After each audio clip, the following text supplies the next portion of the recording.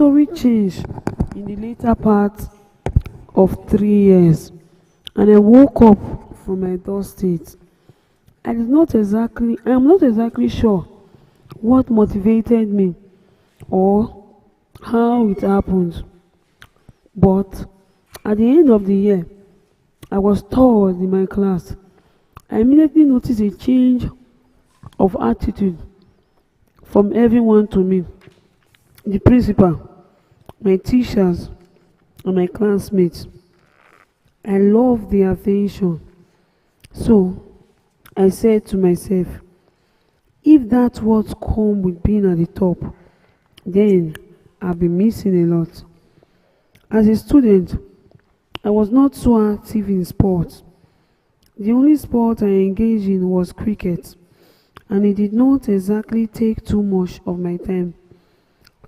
It was the same with a few of my friends in school. So, rather than expend our energy on sports, two of my friends, Thomas Obaseke, Mike Ikpelwe, and I would go and study in the bush. The school had bushes around, and we had cleared a portion where we built a small shed and would often hide and study privately when other students were doing sports. Our hideout was unknown to most of the students except one or two classmates who somehow found out. One Saturday afternoon, my father came in with one of my younger brothers to visit me. After hours of fruitless search, my dad was about to leave in frustration and anger when, luckily, one of the classmates who knew our hideout said he could find me. My dad did not need an explanation. This chap came near the bush, repeatedly shouting, "Ragogbefu, your father is looking for you." Hearing this had me in jitters. I jumped up and quickly ran out of my hiding to meet my father. I had to explain why I was not where I was expected to be. My father did not react to my explanation the way I expected. At the least, I thought he would reprimand me or issue a warning, but he did neither. Instead, he was indifferent. Later, during school holidays, he talked about the incident and gave me some money because he said he knew I wanted to be a good student and pass my examination. I was elated. With this experience, I made sure I remained one of the top students in my class for the rest of my secondary school days. Edo College excursion. In our days at Edo College, students were spoilt for choice when it came to social club. We had the debate, agriculture, health, geography, and science club. I joined the science club and I was elected as president of the club towards the end of my lower six. This was in the year 1970. As president, I came up with a plan for an excursion to the East Central and River States. General Yakubu Gowon, as head of state in August 1967, had split the country from its former northern, western, midwestern, and eastern region into 12 states. He carved out 3 states from the former eastern region, namely East Central State, River State, and Southeastern State. I was nostalgic about visiting the state because those were the places I grew up in. Fortunately for us, at the time, the administrators of East Central State, Ukpabi Asika, was an old boy of Edo College. With quick thinking on my part, I was able to reach out to him to host our trip. He had some relatives in Edo College, and I sent correspondence to him through them. He got the message, replied, and the rest is history. On the day of the excursion, 32 of us went to the school coastal bus. This included our biology teacher, Mr. C.C. Dorin, a Nigerian with a Liberian link, and a second biology teacher, Mr. Ofune. We were received by an official delegation from the government house, Enugu. At the Onitsha end of the Niger Bridge, before the excursion, we had painted a large portrait of Ukpabi Asika that we planned to present to him when we got to the government house in Enugu. Events unfolded differently though. The delegation that received us at the Niger Bridge took us directly to Ogbonike Cave. From there, we were taken to Hotel Presidential Enugu, where a dinner and a gala night hosted by His Excellency have been provided and organized for us. It was a wonderful experience.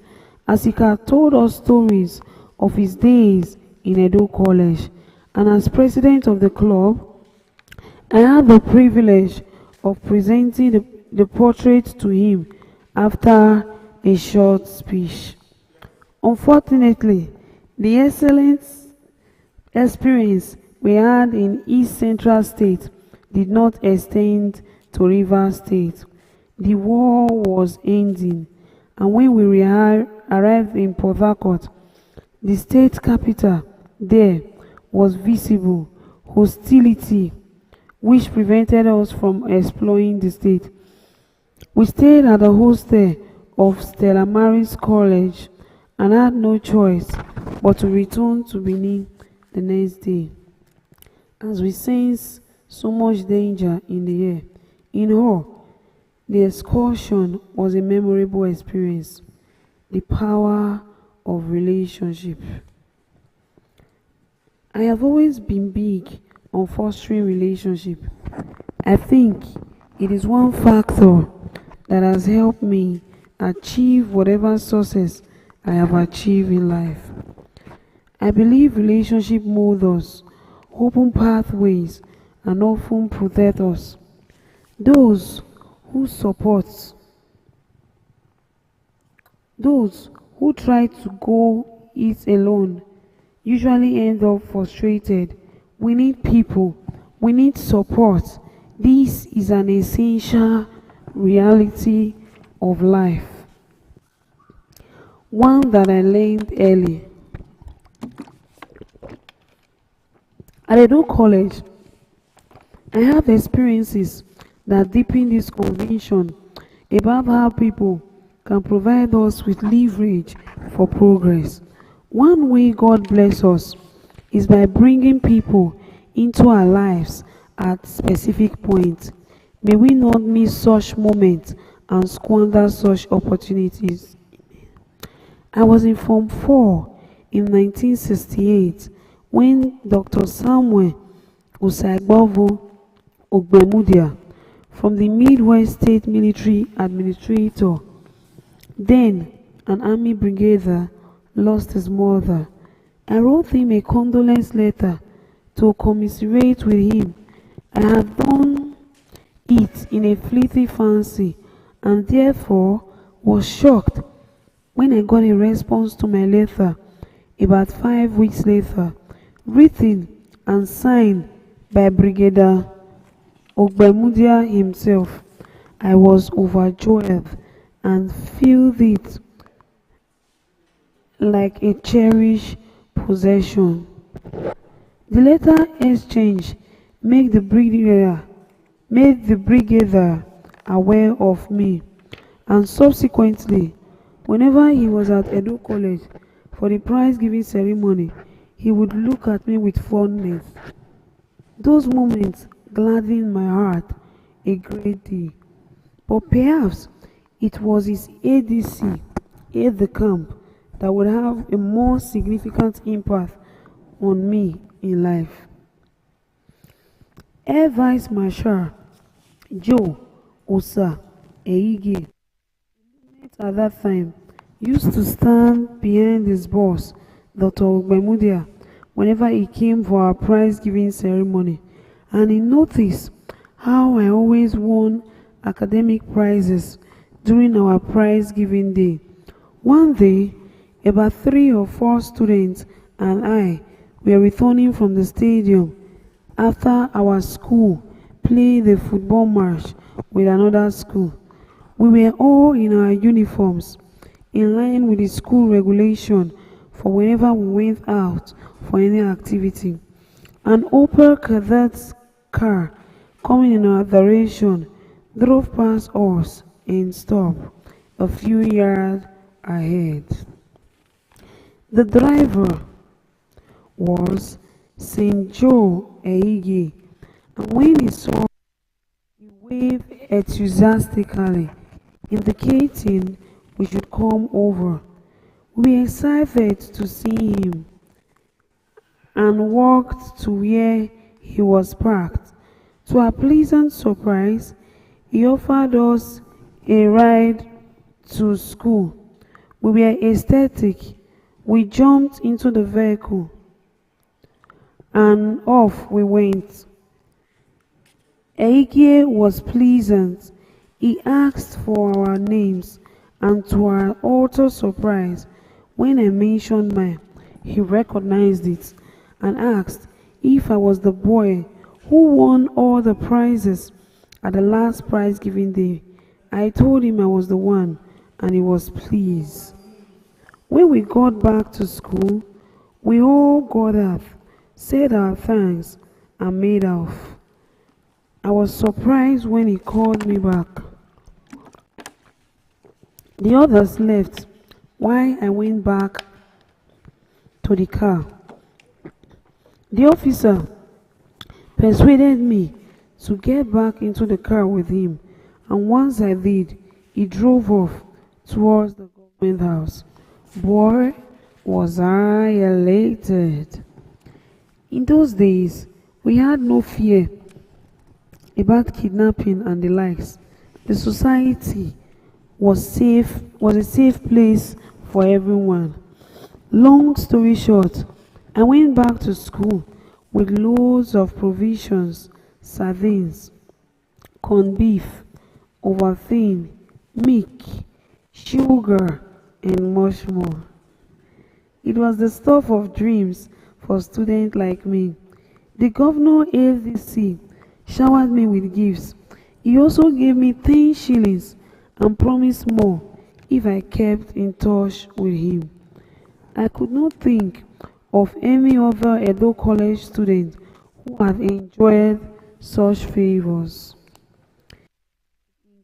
It was incredible. He said to me, "I want to be your friend." That meant a lot to me, and that is where we are today, many decades after. We regularly speak, even today. He is like an uncle and father to me. My children know this. His son is based in Port Harcourt, and I am like a dad to him too. This is what relationships have the potential to become. They can cut across generations. This fine man that picked me up as a mere class 3 boy and catered for my need later became an Air Vice Marshal in the Nigerian Air Force. He retired in 1994 after 30 active and meritorious years of service. Over the decade of relationship with Uncle Joe, as I prefer to call him, he has become a mentor and confidant. Today, he is on the board of at least 2 of the companies that I have strong interests in, and he has always played a fatherly role at board meetings. Relationships are a big part of my life that I never handle as trivialities. Until this moment, I owe and nurture good relationships because they are essential to our success in life. I am convinced that adequately maintaining relationship is a crucial key to greatness. I am convinced Ehige was God's saint. I have other long-lasting relationships similar to the one I have with Air Vice Marshal Ehige. Once I meet a person, I find ways to keep the relationship going. I have discovered that they give me more leverage than if I were into a short-term transactional relationship. So, I have an array of friends from different phases of my life. My best friend is Colonel Dr. Shola Osho, retired, who I met in 1965 during my first year in Edo College.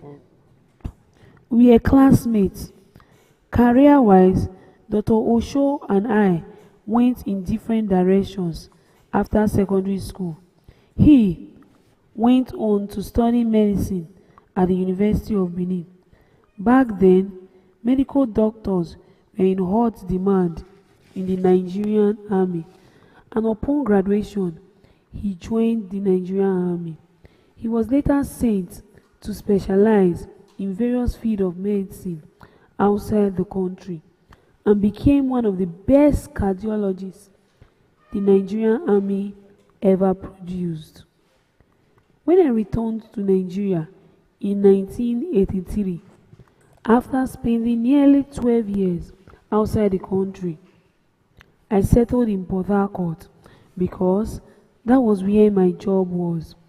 A few years after I moved to Port Harcourt, he was posted there to head the military hospital. We reconnected and the proximity deepened our relationship. Dr. Osho is open-minded, simple, knowledgeable, and easy to relate with. When I fell in Benin, and it looked like the doctors were getting flustered with my condition, my wife called him. From Lagos, where he was at that time, he spoke with the doctors to provide direction and urged them not to let anything happen to his best friend. He never stopped calling until I got better.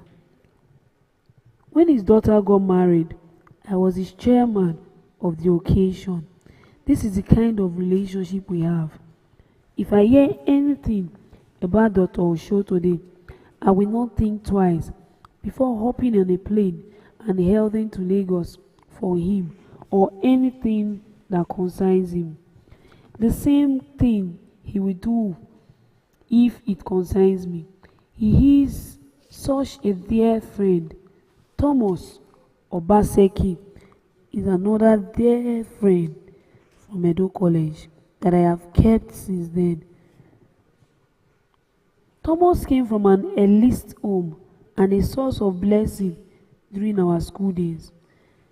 Whenever he got an allowance, out of compassion, he will give me some amount because he knew I did not have much. Thomas is the last son of late Gaius Obaseki, the Iyase of Benin, the Prime Minister of Benin. While in school, he had a trust providing for his need every month. All he had to do was sign the necessary papers monthly, and funds will be released for his schooling and needs. Beyond sharing his allowance with me, there was a more significant thing Thomas did that helped me earn the Share BP scholarship that changed my life. I will tell the story at the most appropriate point. Thomas and I and our families have remained friends over the years. My wife and I visited him and his wife in 2009 in Dallas, where they lived. Edo College certainly provided an environment where I nurtured many great relationships. Many of my classmates would later become distinguished technocrats and captains of industry. I have become a leader in the maritime industry. Dr. Osho remained the best cardiologist the Nigerian Army ever had. He still consults for all the former chiefs of defense staff, including General Domkak Bali. He usually travels along with them for their medicals abroad. Dr. Reuben Osaon, the national president of our Old Boys Association, who is also a classmate, retired as the medical director of a psychiatric hospital in Benin. The provost of the School of Medicine at the University of Benin, Professor Efosa of Yasu, was a classmate. Some of those who are in the diaspora, like Thomas Obaseki, went into education. Obaseki has a PhD in lecturing. There is one gentleman, Isaka,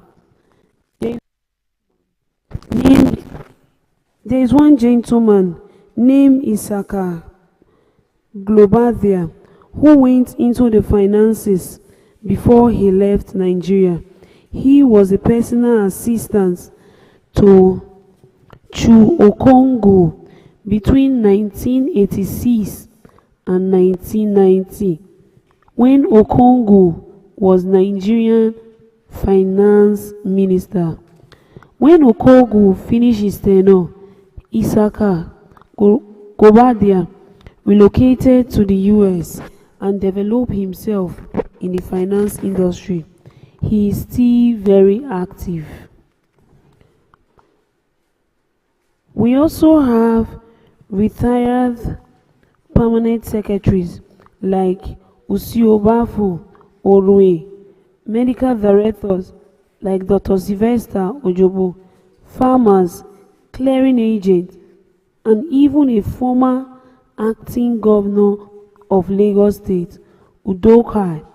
He was an Air Force commander when he acted as the governor in Lagos State. My God Saints principle.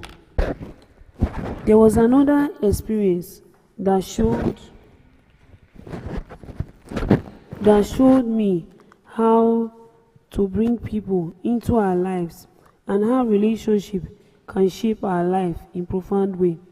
One day in January 1970, I was sick and went to the Central Hospital in Benin to see a doctor. At that time, I had passed out of the secondary school, but my father could not afford the fees for my higher secondary school certificate, HLC studies. While others were in school taking classes, I was at home. But God would change that in a miraculous way. That day at the hospital, as I waited to see this doctor, his consulting room door flung open, and out came Mr. Gasfo V. Alonso, a Spanish British who was my school principal. I do not believe it was a mere coincidence that we were both there on that day, at that time, to see the same doctor. When the principal saw me, he was surprised.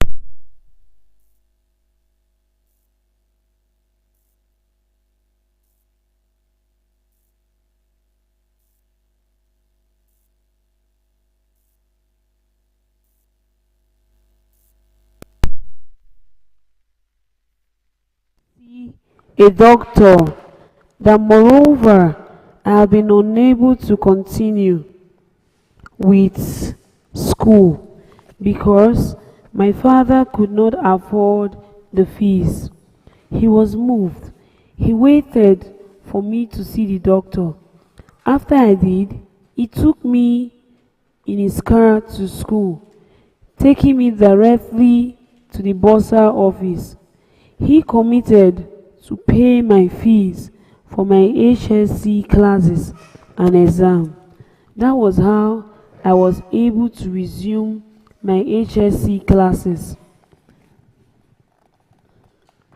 I would never have been able to do my HSC without my principal, and he would never have funded it if God had not ordered our step to be in the same place at the same time.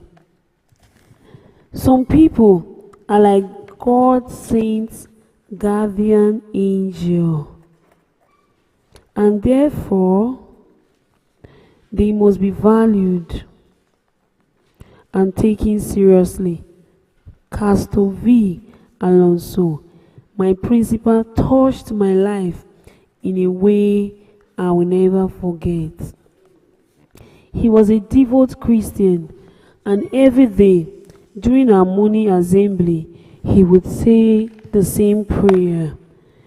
Grant us, we pray thee, diligence to seek thee, patience to wait for thee, understanding to know thee, and the light to show forth their praise.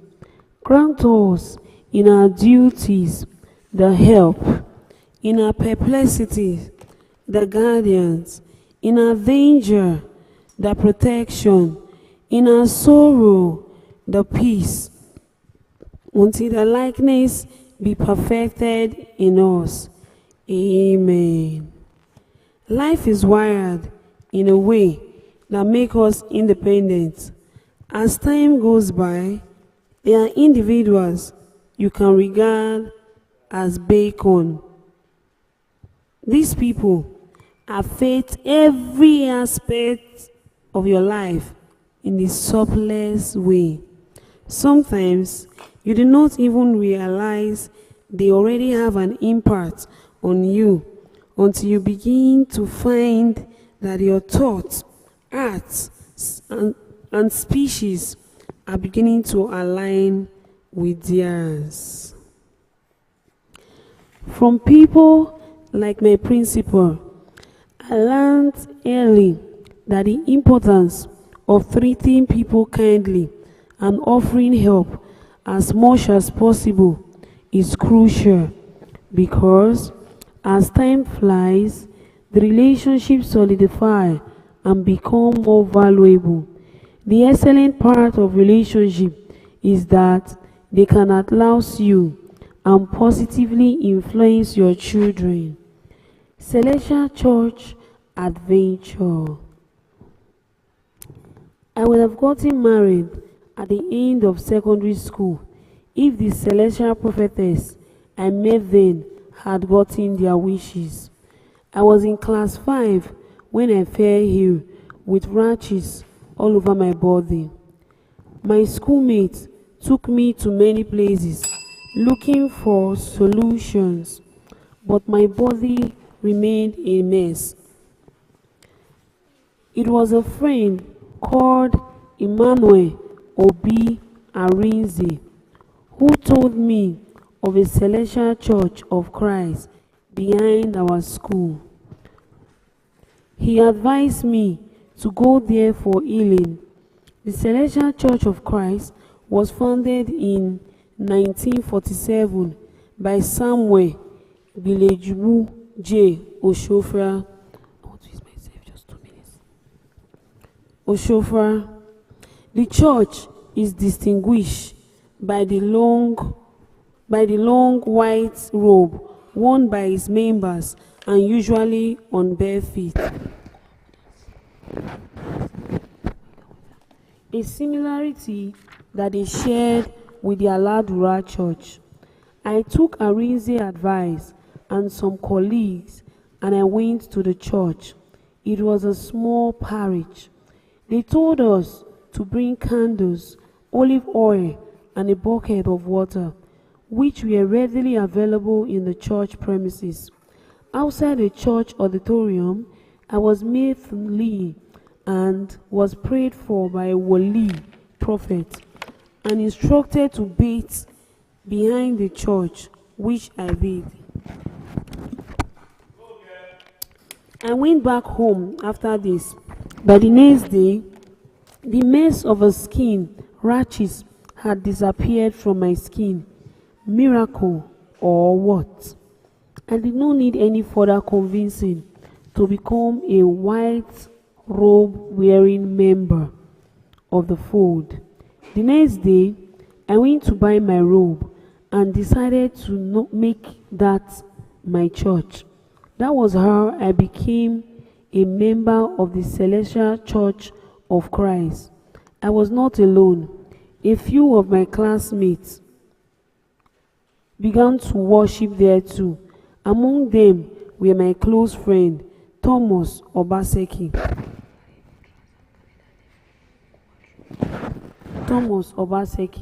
Michael Ikpelwe, and John Omachonu. Every year, members go on a pilgrimage to Mecca, not the one in Saudi Arabia. This Mecca is in Ajase, Porto Novo, Benin Republic, the hometown of Oshofa. The church founder.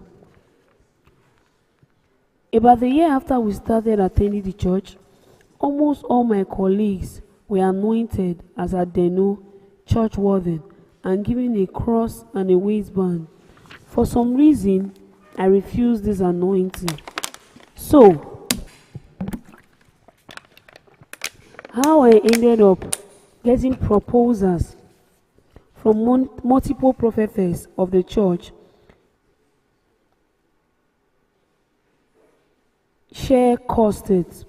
I had applied for a share scholarship, and throughout the application period to subsequent examinations and winning it, I was very devoted to church, and I believe this helped with the favorable outcome.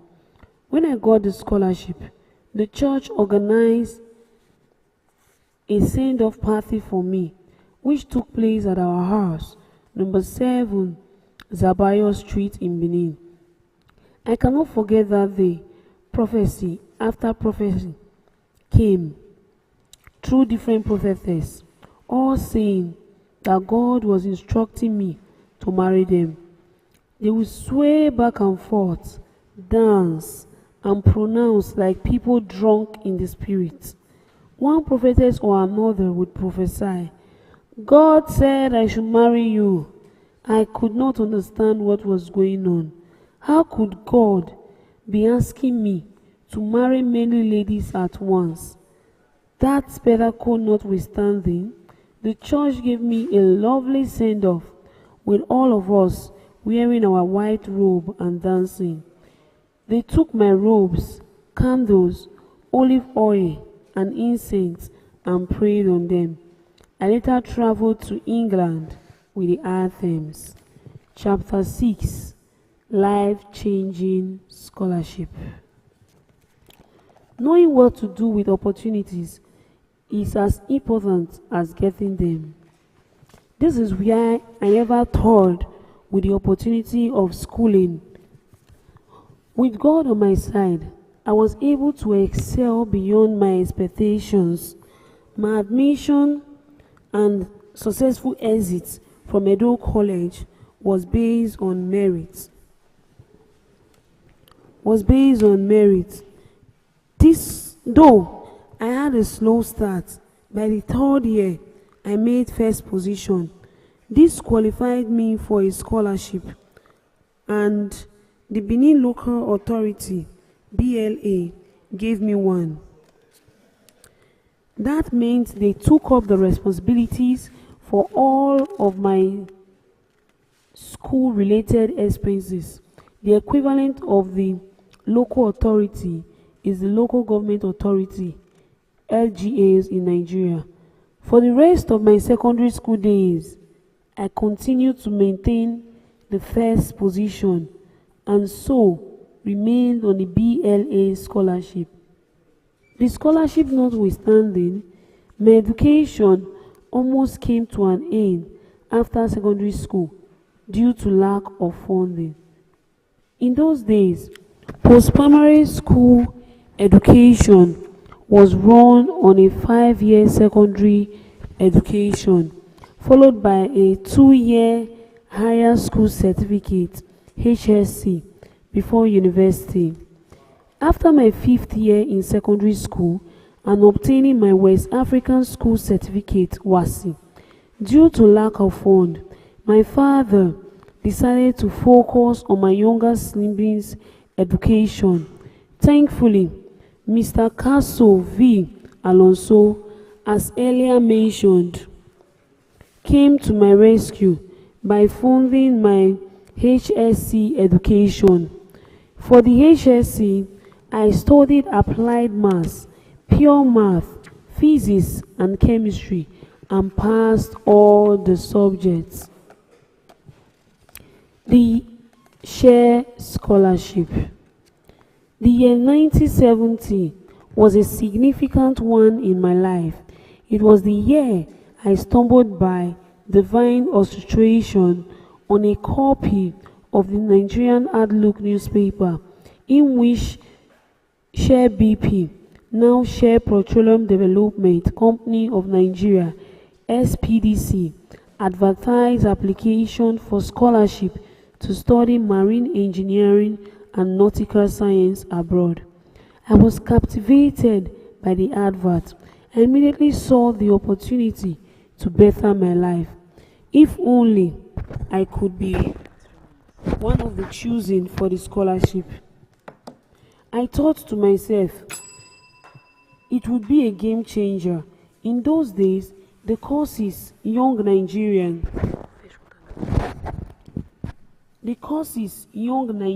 pursued were law, medical, engineering, structural engineering, or electrical engineering. Medicine and architecture.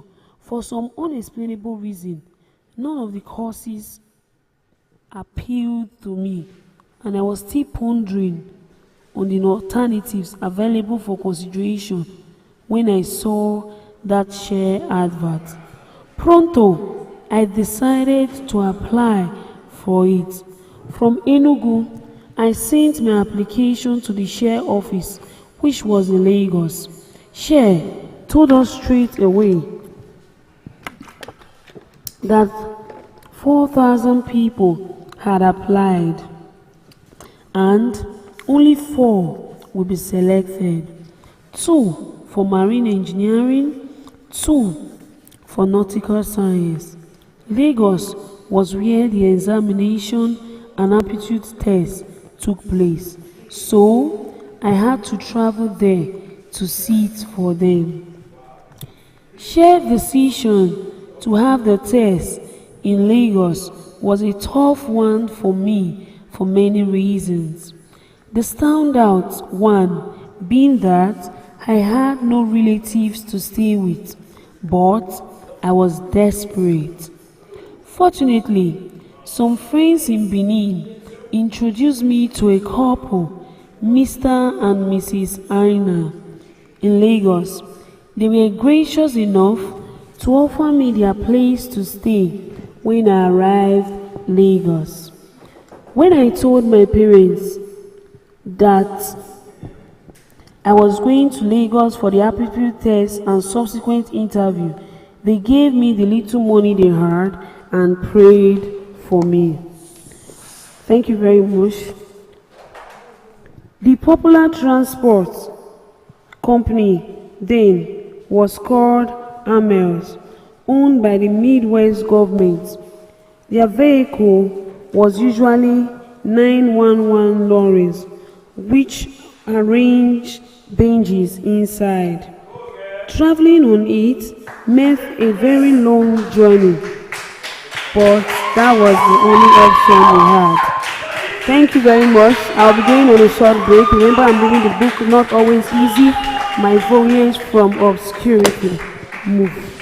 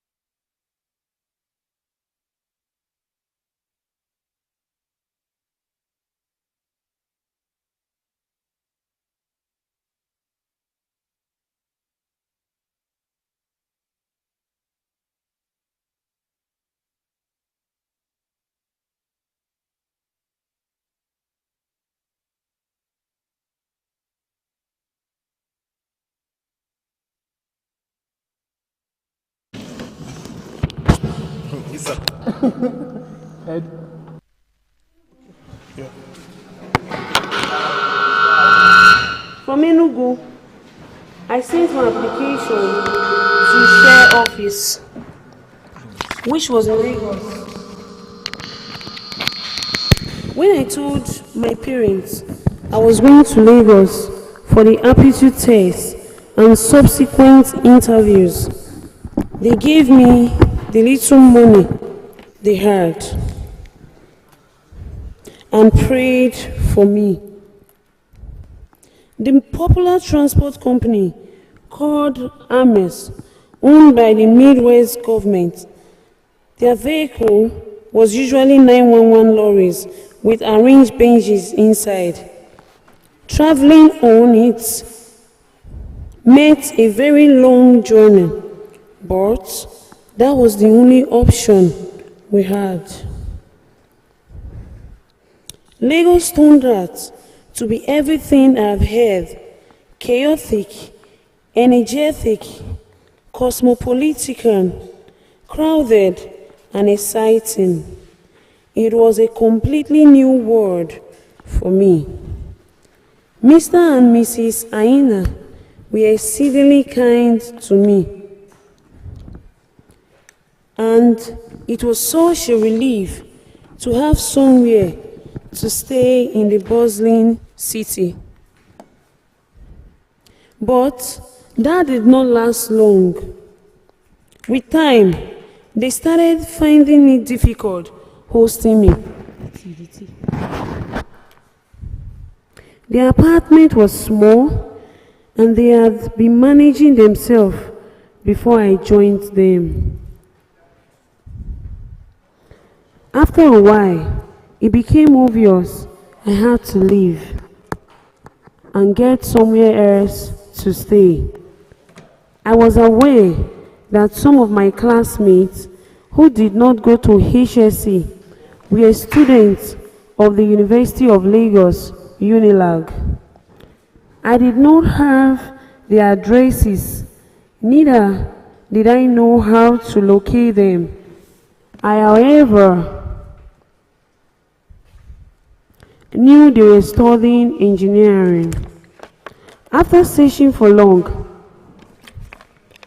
I found two of them, Sirisilo, now late, and Lawrence Osho, a cousin to my dear friend, Dr. Shola Osho, sharing a room.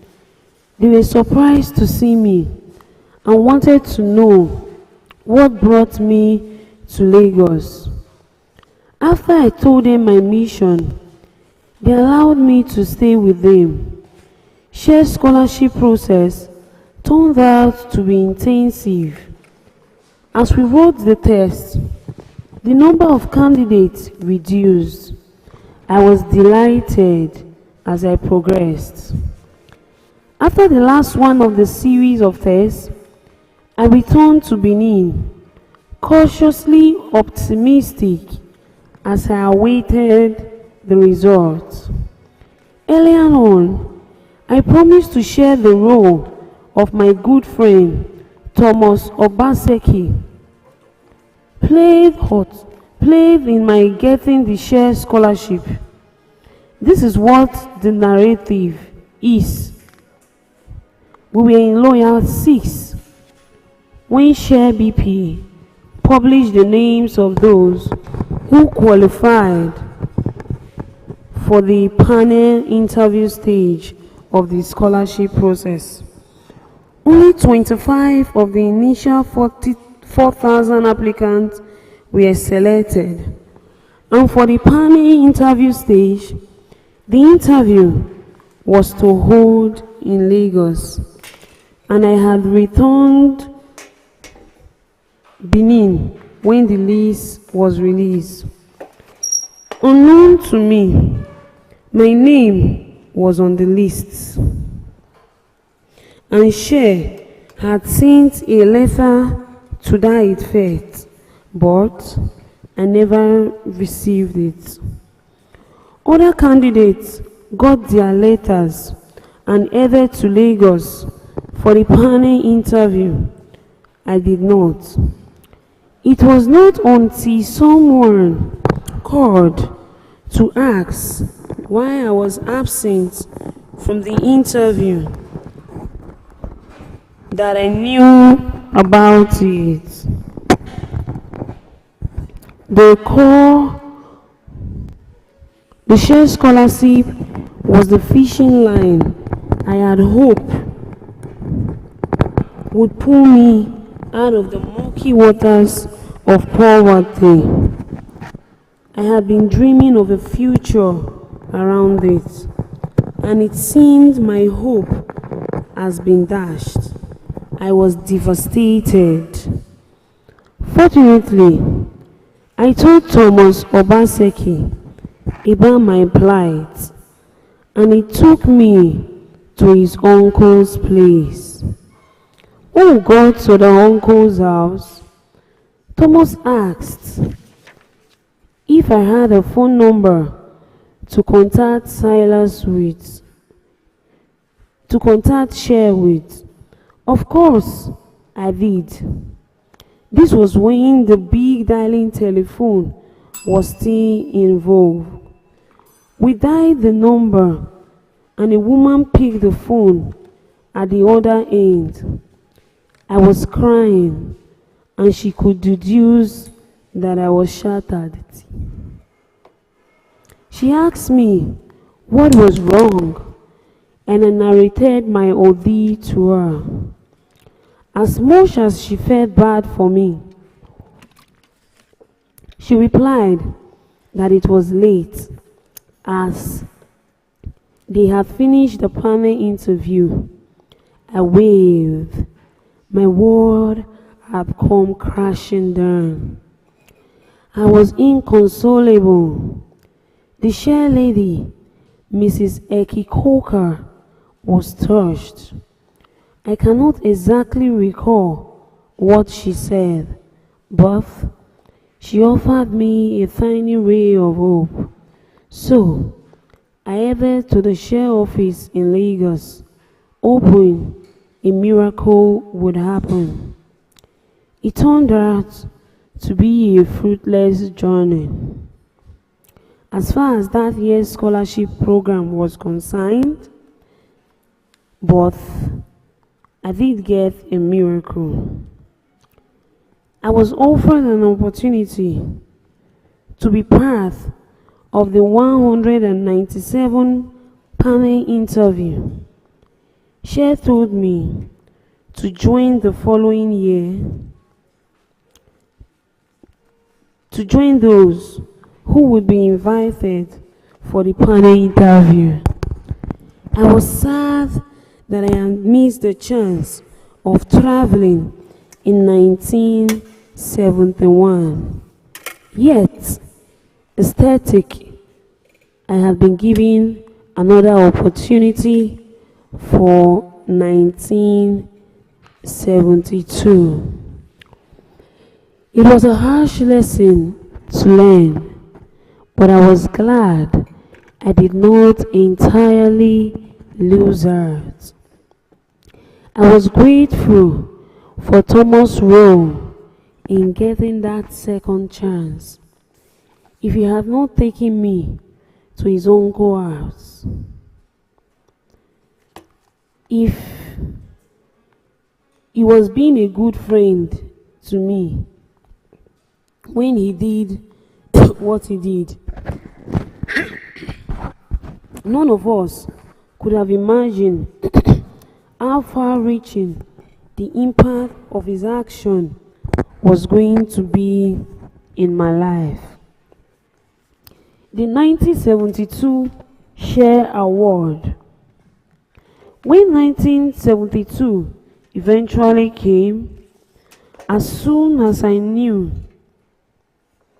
that the time had come for the Cher panel interview, I did not sit around waiting for a letter of invitation.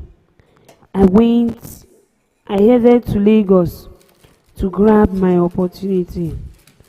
My two friends, Siri and Lawrence, continued to help me But this time around, there were already 6 people in the room squatting. So I could not sleep inside their room. Instead, I had to sleep on the corridor of their hostel in Unilag. But that did not trouble me.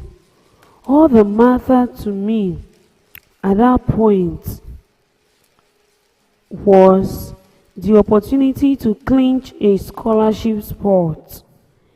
The excitement of the share panel interview was the only thing that fed my mind.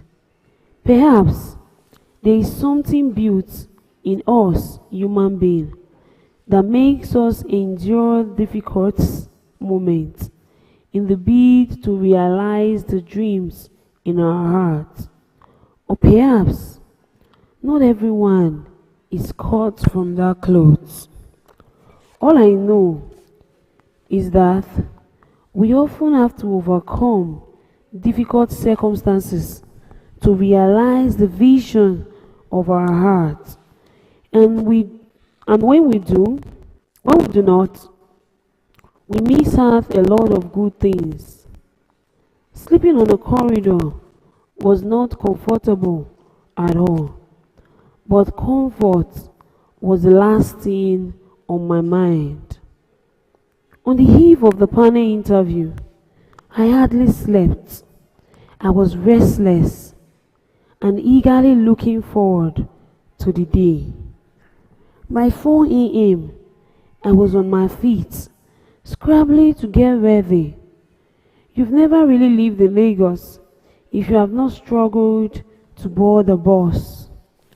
The scenario is usually that of 10 of people hustling to jump into a moving bus with a space for only about 14 people. During the struggle, there's a lot of tugging, pulling, pushing, clawing, and shouting. On the morning of the panel interview, I once again experienced not just one jumping on the bus madness of Lagos, but also the many dynamics that made commuting an awful thing in the city. What a morning it was. I left the hostel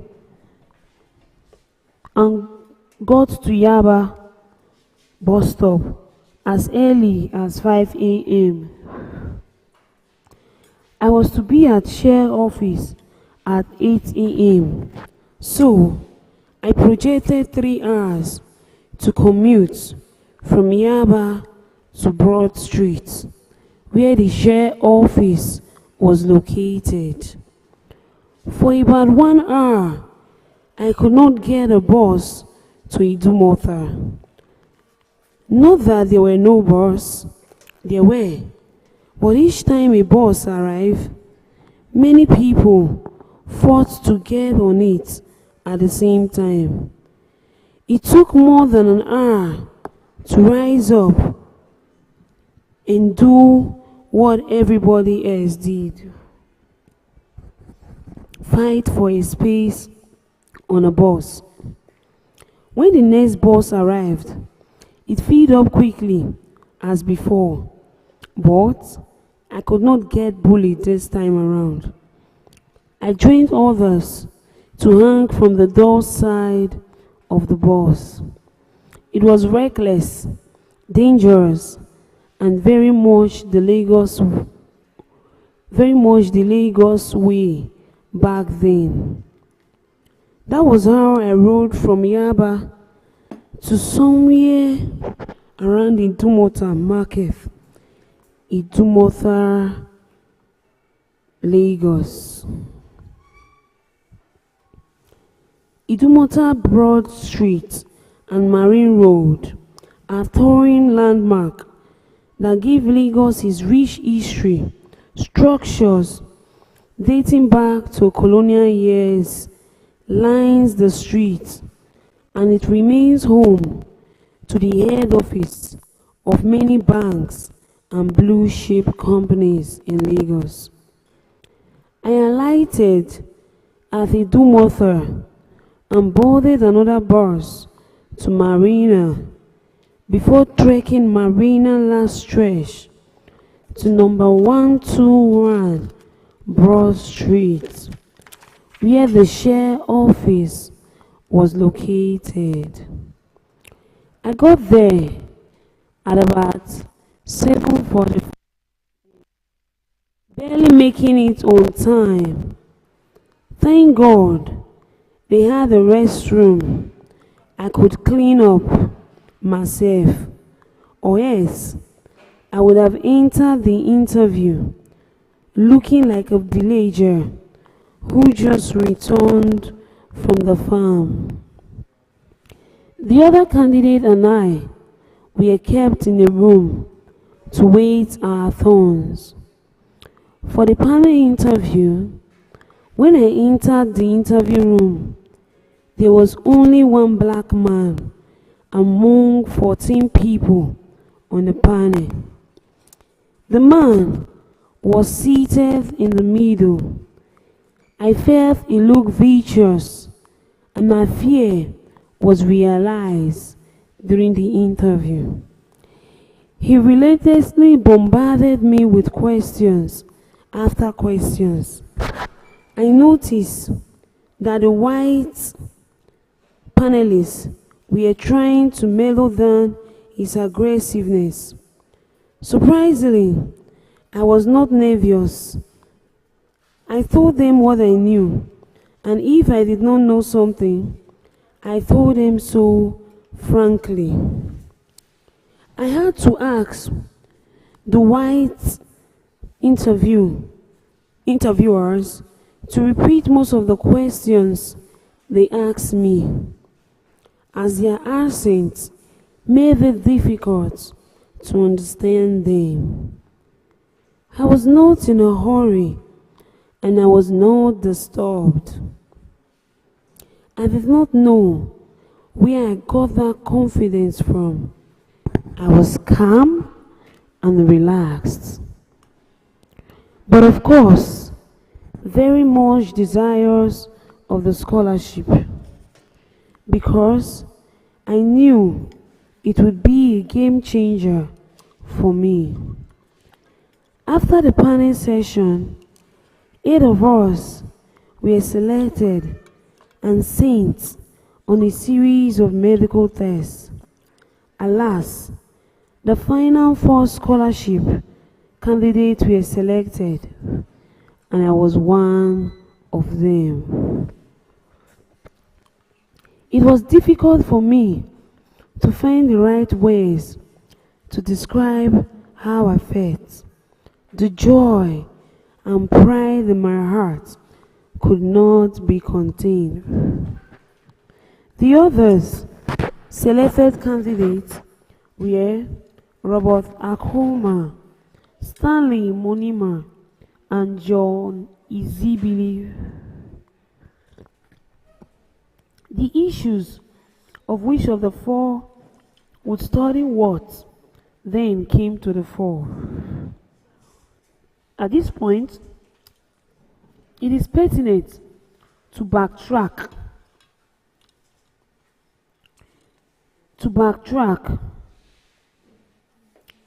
a bit to narrate my experience with another scholarship opportunity that will come to influence shared decision on the scholarship spot they would give me. Again, it was from the National Outpost that in 1971 I had a federal government advert offering scholarship to study marine engineering abroad. I went for it. I am not sure how many people applied for this examination, but when I sat for it, Nigeria was governed by principle of merit. Unlike now, where nepotism is the order of the day, things were straightforward. You saw an advertisement in a paper. You apply by submitting necessary documents to the post office box, usually nearby. The postman would pick up the document for dispatch. When there was a response to your application, it was sent via the post office, and the postman would deliver the letters to the round houses. In the end, I was selected to study marine engineering at the University of Surrey in Guildford, UK, by the federal government. But I did not know about this success until I was sitting in front of that shared scholarship panel in 1972. How the panelists knew about the federal government scholarship before I did baffles me. But they did. Based on that information, they concluded that I should be given one of the marine engineering slots. At long last, there I was, the shoeless little kid, running around on the dusty roads of Aba and Ekulu. Suddenly, with 2 scholarship offers to study marine engineering outside the country. I felt so much pride. I thought I was going to burst. I felt like a beautiful damsel, desired by the best of men. Nothing I had ever experienced felt the way I did that day, particularly as I imagined the reaction of my parents and siblings. But when they get to hear the wonderful news, but then there was a question of which the scholarship offer, or which of the scholarship offer I would take. Share or the federal government? I had no answer to that question as I returned to Benin. I kept pondering on the 2 options, so I decided to do some research. I went to Share office in Warri in search of a marine engineer who would further enlighten me. Warri, now located in Delta State, was part of the Midwestern region at the time. When I got to Share Gate, I had a hard time convincing the official at the entrance to let me in. I was trying to persuade him when a lady, I would later know to be Philomena Iyare, walked past me. I was about entering the premises. Seeing the possibility of an opening there, I immediately sought her attention and explained my predicament to her. Luckily, she was kind enough to listen attentively and express interest at helping. While both of us were still speaking, a Volkswagen Beetle car drove towards the premises and waited at the gate for the security personnel to open up for passage. The driver was Captain Godwin Orji, a nautical scientist with Share BP. He had driven from the Oguma operational base of Share BP to the premises I was trying to enter to have lunch. That premises was the administrative office of Share BP in Warri, and it was where all the staff had their lunch. As Captain Oji drove in and parked, the lady took me to him and explained my predicament and asked if he could give me direction. Oji was kind and simply asked, with a big smile on his face, "What would you like to have for lunch?" "Yes, sir." "Would you like to have lunch?" "Yes, sir," I responded. The lady said her goodbyes. I thanked her and she walked away. I was to know later she worked in the Share radio room in Ogunu industrial area. Captain Oji took me in and I had the best lunch of my almost 2-decade life. It was a buffet and there was everything in there. I did not mind taking all, but of course, one can only eat so much.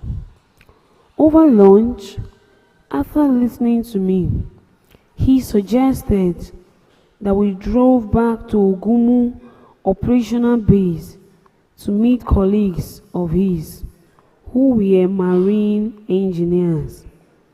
He believed that they would be able to enlighten me further. Together, we went to where the marine engineers and master mariners' offices were located. These were all supervisors who had gone for the Share Scholarship Program and returned. They were in the best position to answer my questions. It so happened that one of the two marine engineers, Captain Oji, introduced me to was Engineer Chris Ehilaye, the man who has tried to intimidate me at the Share BP scholarship panel. I was more than surprised. I greeted him politely, but decided, not out of nervousness, to focus on his colleagues, Engineer Peter Nwoswogwo. It was to the latter that I directed all my questions about marine engineering and why I should train with Share BP. Like Captain Oji, Chris Nwoswogwo was kind. He told me about the activities of marine engineers at Shares. He said that a marine engineering scholarship from the federal government meant I would get a lot of theoretical knowledge, a comparatively small allowance, and no practical training. In contrast, Share Scholarship was for professional training that would involve studying around the world, studying in a maritime school, going to sea and traveling around the world, working in the company of a staff, even while in training. Of course, on a salary, any more than a federal scholarship could afford. Deciding for Share suddenly became a no-brainer for me. The reason he gave were compelling enough, particularly the salary factor, which meant a lot of young lads coming from a poor background and who needed to be able to support his parents and siblings. I thanked him profusely and went back to Philomena, thanking her for the expedient help, and took a cab back to Benin.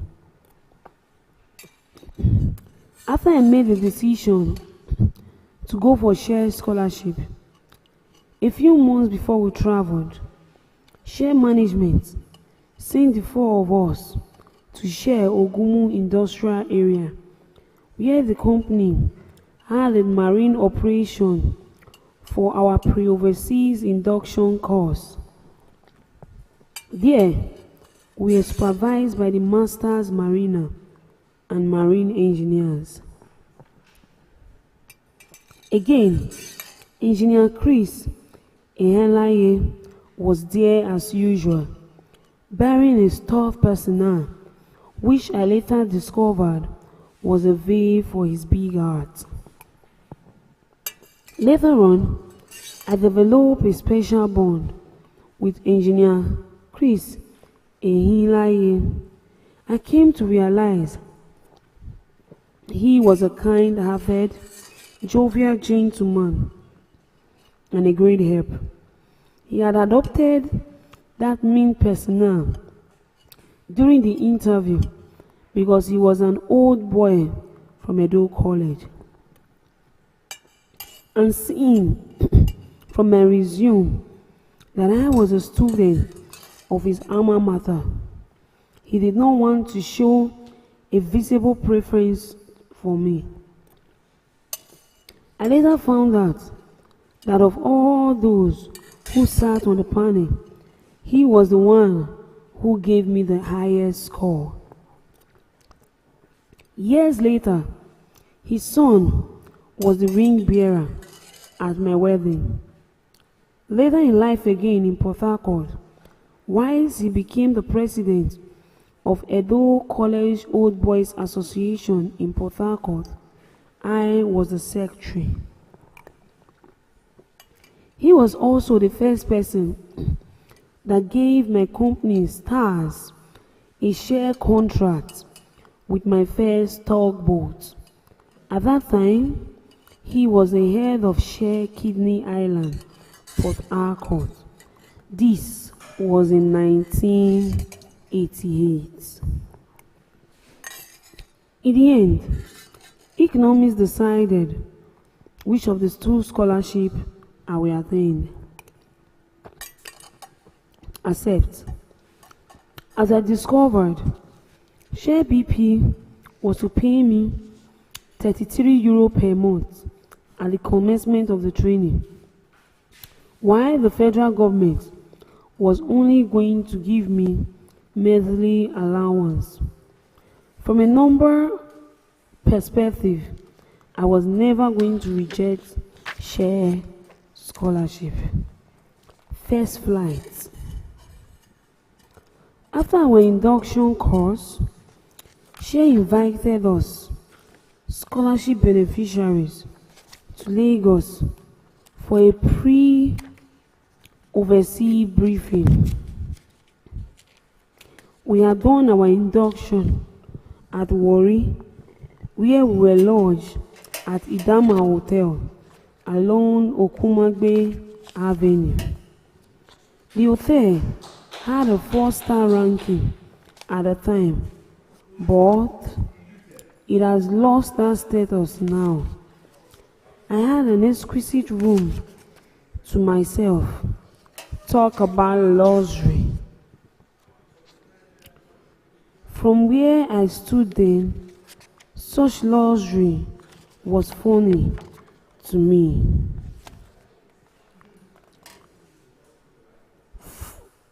And I suffered for it. All four of us had gone for a walk on the first night. When stepping out, I left the windows to my room opened. On coming back, I laid on top the duvet instead of sliding under the duvet, keeping the windows opened.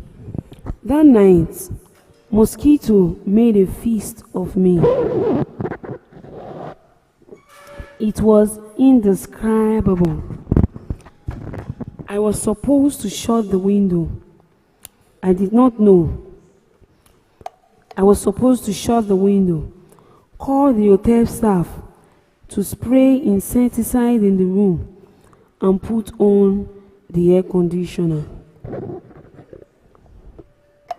At work the next day, the mosquito bites were visible all over my body, and I became a laughing stock for the others. I learned my lesson that day.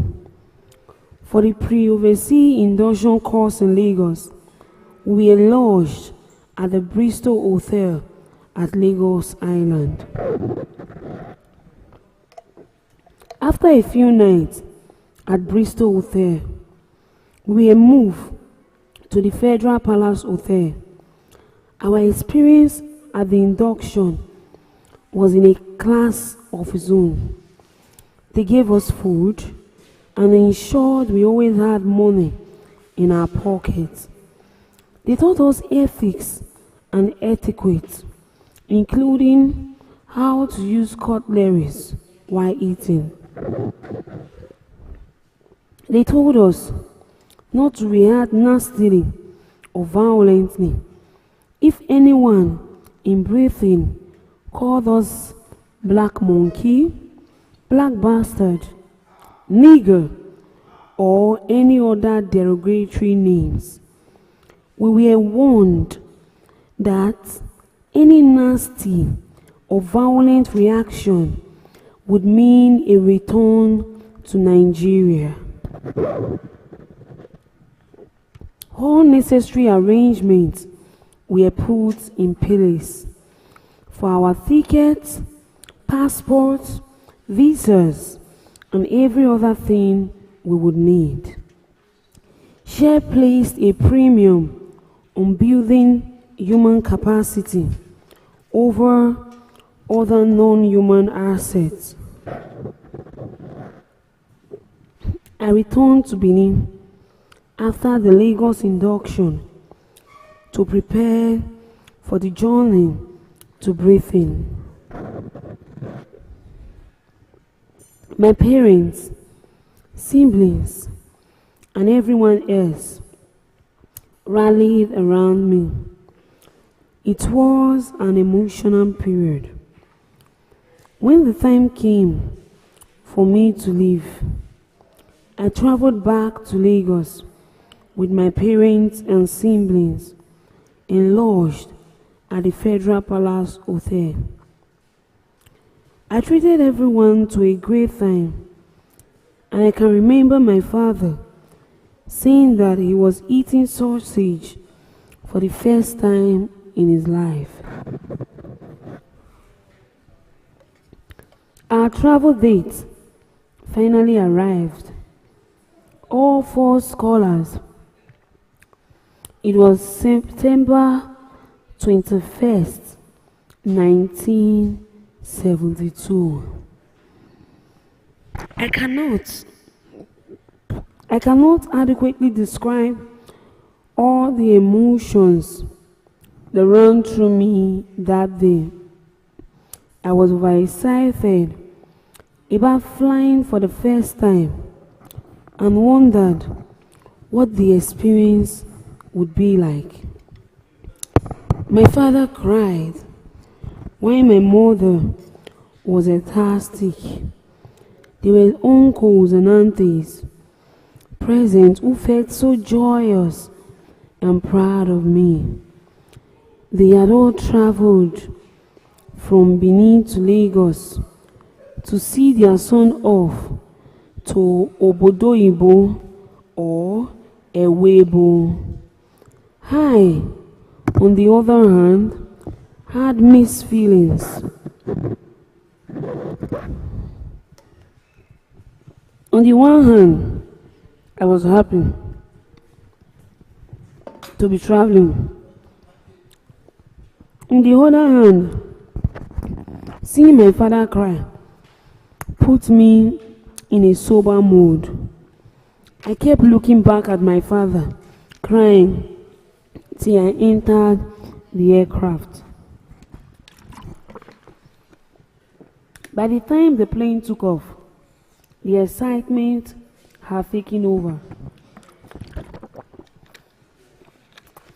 But the plane sound left me scared and wondering if the gigantic machine was not going to fall out of the sky. The slightest turbulence had me jumping and holding on to the person sitting by me.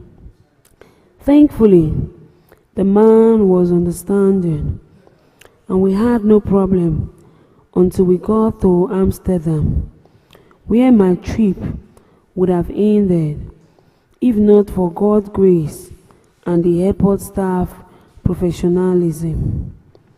In Amsterdam, we had to change airline from KLM to British Airways, which was expected since we were headed to London. We had disembarked at Amsterdam and we were getting checked-in for the connecting flight to London. My 3 colleagues successfully checked in to board the aircraft, but when it got to my turn, the check-in officials said my boarding pass read Lagos, Amsterdam, Lagos, and that I was supposed to be going to Lagos. I was confused. The officials then explained that while my colleague had been booked to travel Lagos, Amsterdam, London, I was erroneously booked to travel Lagos, Amsterdam, Lagos, and I had not noticed it until that moment. My other colleagues had gone across the barrier to board the aircraft to London, while the airport officials were planning to route me back to Lagos. I started crying because it meant my dream had come crashing down before it even started. I cried, "These people don't follow me from Benin reach here. Oh. They don't want make I go to Obodo Ibo." To make matters worse, my colleagues were waving goodbye after they crossed and we were going to board. They were waving at me as if I was going back to Nigeria. But as luck would have it, the senior manager was notified, and after some internal checks, they realized it was an error.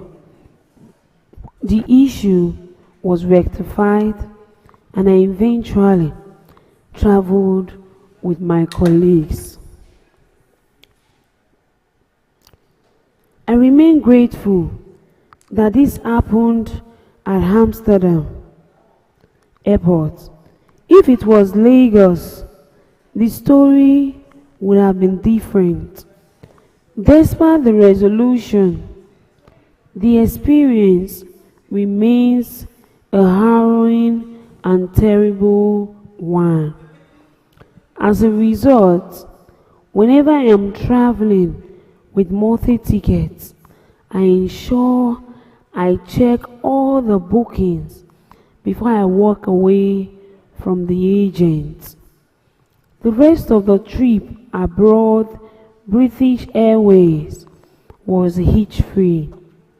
At London, the immigration officers checked our passports and scholarship letters And since Chair BP was no stranger to them, we had no issues whatsoever.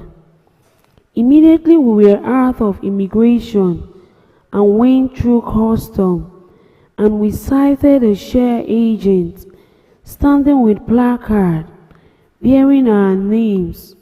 He took us to a hotel called Europa along Cromwell Road in London. Right from the airport, we were treated like royalties, being chauffeured driven. Section 3. Away from home and back. Chapter 7. Plymouth. 1973. Plymouth landing. When on July 20, 1969, Mission Commander Neil Armstrong, Lunar Module Pilot Buzz Aldrin, and fellow astronaut Michael Collins landed Apollo II on the moon. History of colossal propulsion was made for mankind. We can only attempt to describe the possible sensation, excitement, feelings, emotions, and thoughts that fill the heart of these passengers. As Neil, the first man to set foot on the moon, and Michael, the second, walked on the surface of a planet beyond our world. Coming from tropical Nigeria into chilling, tea-loving London for the first time was similar to being in the shoes of Neil and his crew. The city of London was a whole new world for us.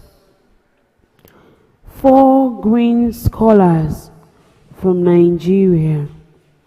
Personally, the excitement of having gotten to the United Kingdom to begin my career journey was overwhelming, and there was the experience of seeing London for the first time. I had grown up in a country where the British were colonial masters. They were held in awe and upheld as human gold standard in terms of civility, intelligence, and development. To be in London, their capital city, was a mind-blowing experience for me. And the other scholars, our eyes never stopped darting from point to point, taking in everything. Customarily, Share BP used the scholars who were already in the United Kingdom to welcome and guide the fresh ones. It was an arrangement that gave the new ones a sense of comfort and assurance, seeing young scholars like themselves already settled in the foreign land.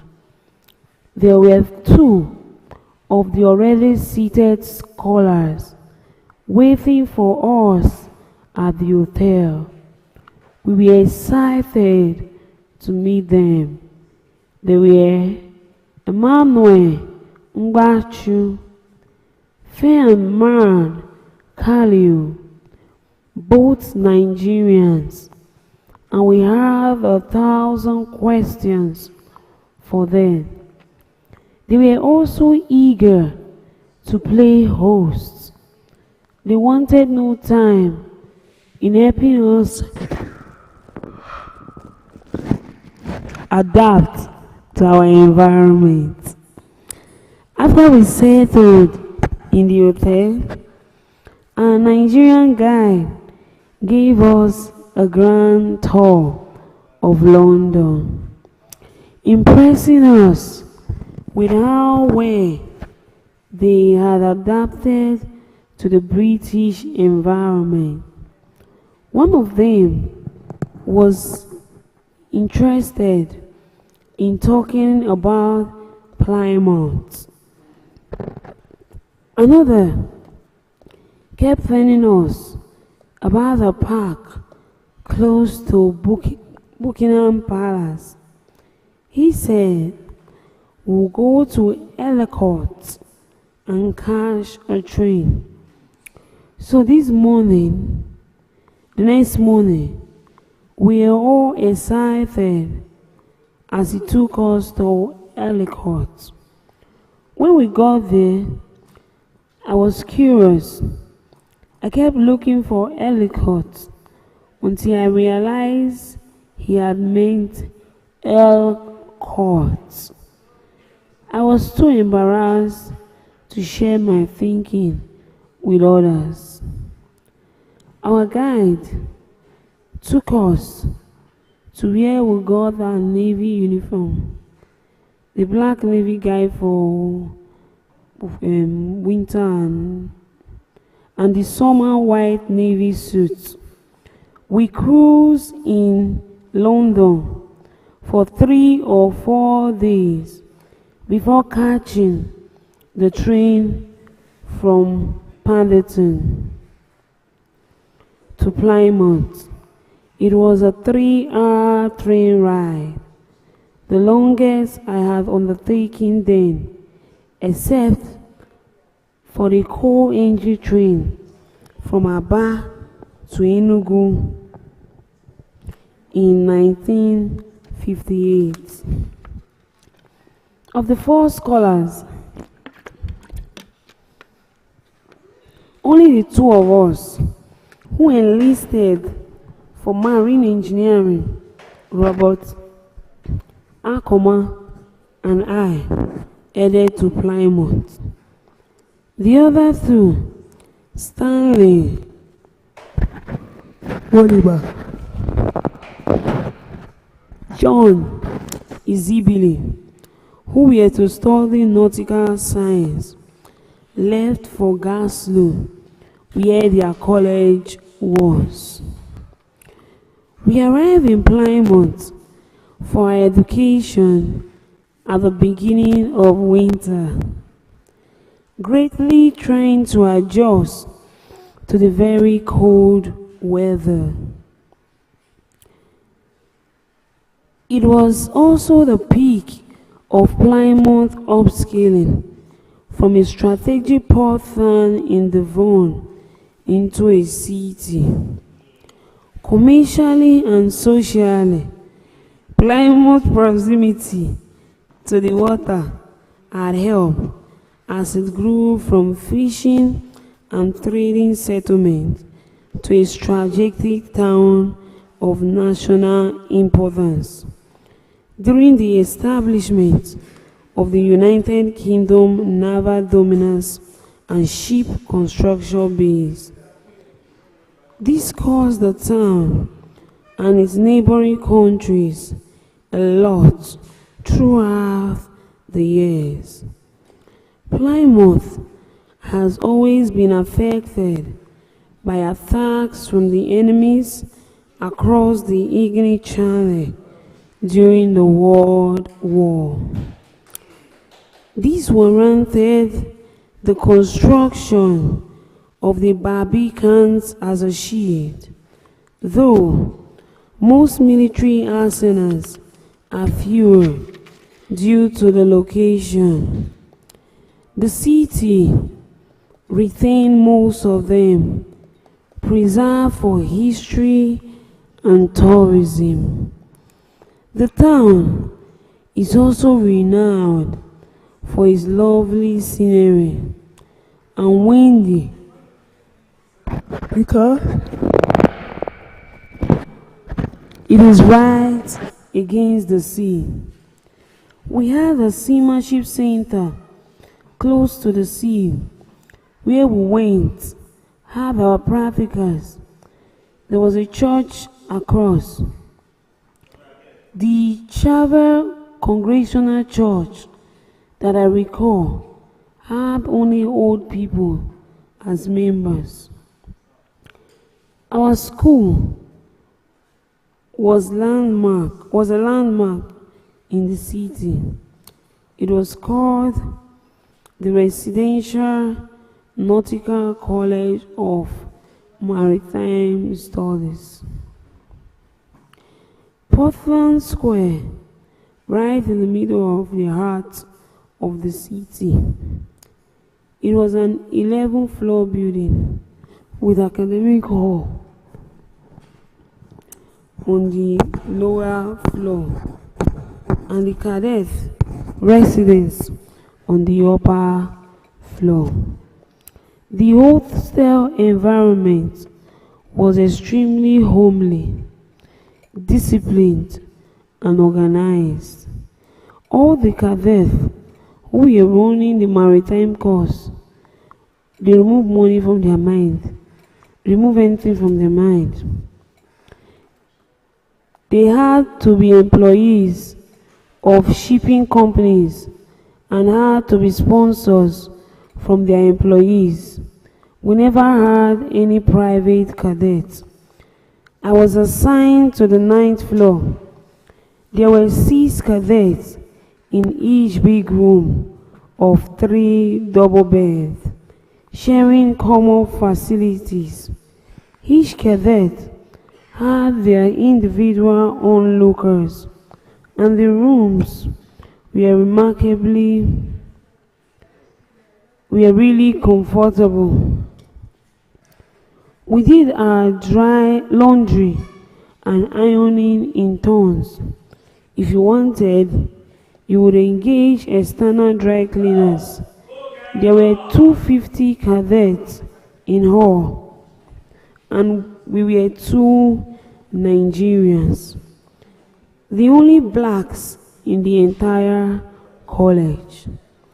In fact, in 1972, when we got to Plymouth, there were just about 20 blacks in the entire city. The interesting thing was that everywhere we went in Plymouth, people went out of their way to be nice to us. People invited us to their home, and we always look forward to them visiting. We had people who came from other places. They were always fascinated when they saw us dressed in our local Nigerian attire, which we occasionally did. When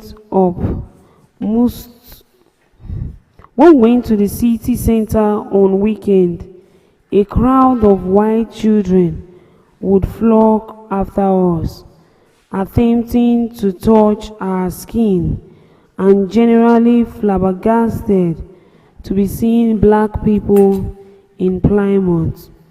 The adults loved our attire and would ask if they could touch them. Frankly speaking, I suppose we must have looked like masquerade to them.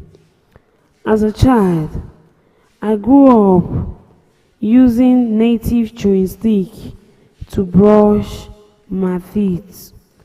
I suppose we must have looked like masquerade to them. They are effective for keeping the teeth and mouth clean. So, naturally, I traveled to Plymouth with a big bunch of chewing stick. Each morning, I use my chewing stick to brush my teeth. I had observed that some of the white boys had poor hygiene. Brushing their teeth was not important to them, and they would usually start eating in the morning without doing so. Some of them had allowed their teeth to get seriously discolored. They always looked at my teeth and complimented them. "You have lovely teeth, Greg." Some of them would say. Soon, they began to ask for my chewing stick. They had concluded that it was the secret to my much admired set of teeth. I was often happy to share my chewing stick with them. They were so fascinated by it that they would chew on it from morning to night, even in class. Plymouth is so windy and cold that at one time I thought I was going to freeze to death. On one occasion, I looked through the window of our hostel 9th floor room and noticed that our building was swaying due to the powerful wind blowing. I was scared, believing that the building was collapsing. I ran out of the room and did not wait to use the lift and took off down the stairs in terror. Well, I was running for my dear life. When I got to the foyer downstairs, I shouted, "The building has fallen." The porter said, "Calm down, Greg, what is the problem?" When I explained what I noticed, he laughed and told me there was nothing to worry about. I was shocked by his calmness. I went back up and noticed that the white boys were not flinching. I said, "Hey guys, the building seemed to be moving." They said the building needed to do that because it would come down if it resisted the wind. The building was designed to move like that to accommodate Plymouth's windy nature. Our academic calendar was structured for maritime subjects. We did basic marine engineering and engineering-related subjects like physics and basic naval architecture. It was marine bias during the initial week because we had to do seamanship, wind sailing with sailboats as part of the practicals. The professional academic qualification certificate was an equivalent to OND. We, the two cadets from Nigeria, spent a lot of time teaching white boys the general subjects.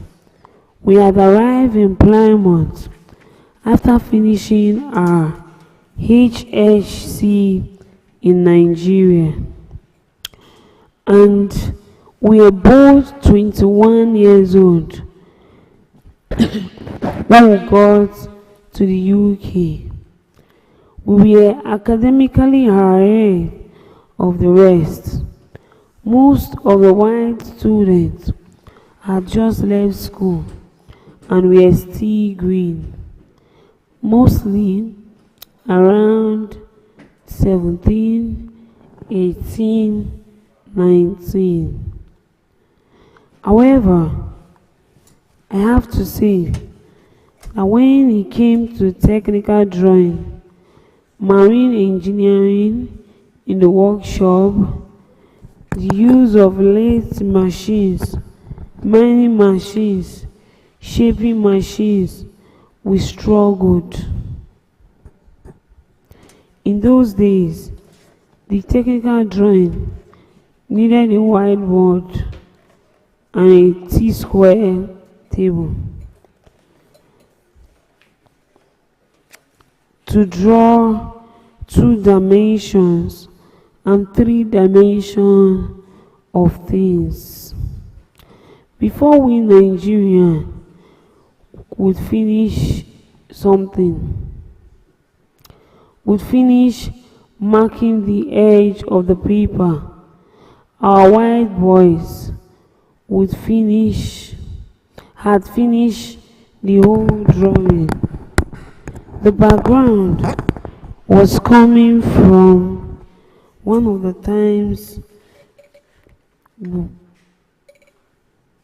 time was coming from at that time was not to our attention.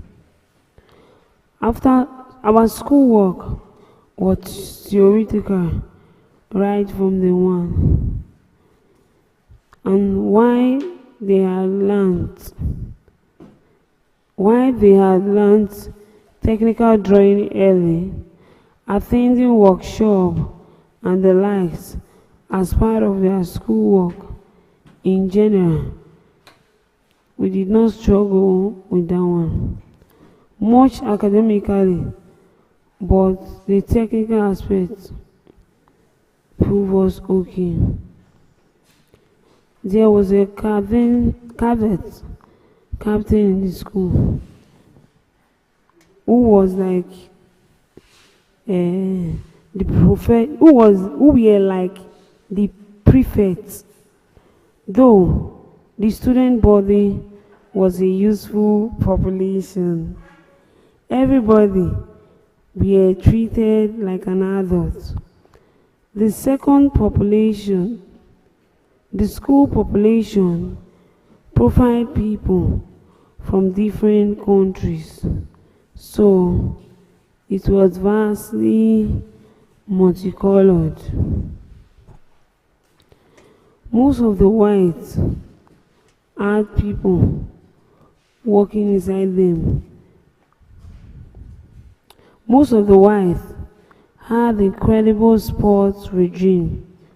Some of them who came from Scotland had motorcycles and used to travel to Scotland every weekend with their motorcycles, usually in the winter. They did a lot of incredible things and they were nice and friendly.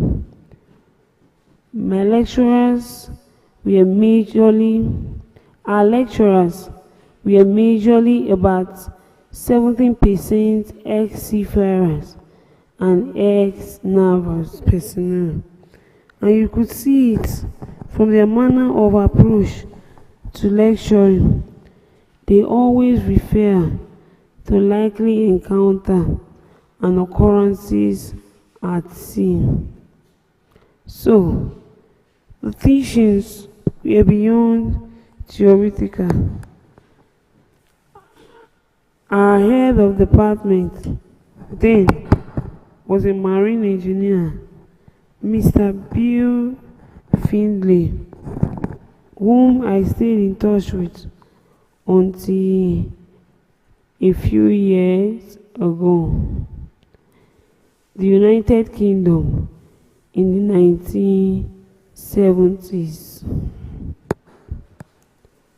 The United Kingdom has always been an organized and orderly nation.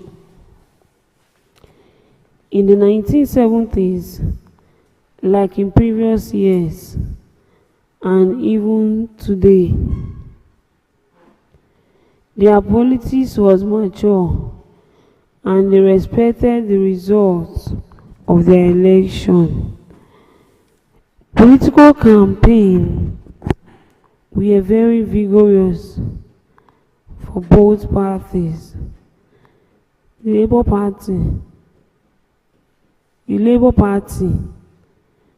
the Labour and the Conservative parties, those two have always been in power. Before I got to Plymouth, Harold Wilson has served as the British Prime Minister. Under the Labour Party, which had won the 1969, won the 1964 general election with a narrow majority of 4 seats. The victory made him the youngest person to hold that office since Lord Rosebery 70 years earlier. The tenure for Wilson ended in 1970. In 1974, he returned to Prime Minister. Remarkably, one of the success key he had to address then was a referendum on British membership of the European Community. His European Party has pledged in its 24th 1974 manifesto to renegotiate British access to the EU and then consult the public in a referendum on whether Britain should stay in on the new term. It is interesting that a decade later, the issue has remained on British politics post Bonner, and today, Britain has finally exited the EU. Wilson came into government the second time during a troubled period for the British economy due to a global recession and high inflation.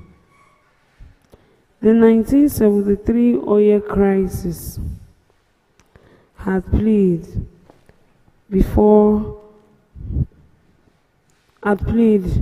more than a little part in this, but the United Kingdom economic challenge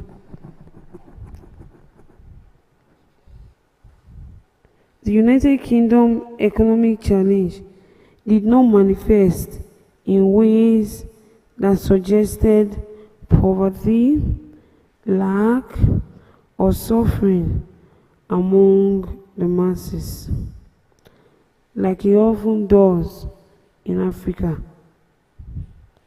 In my young guys,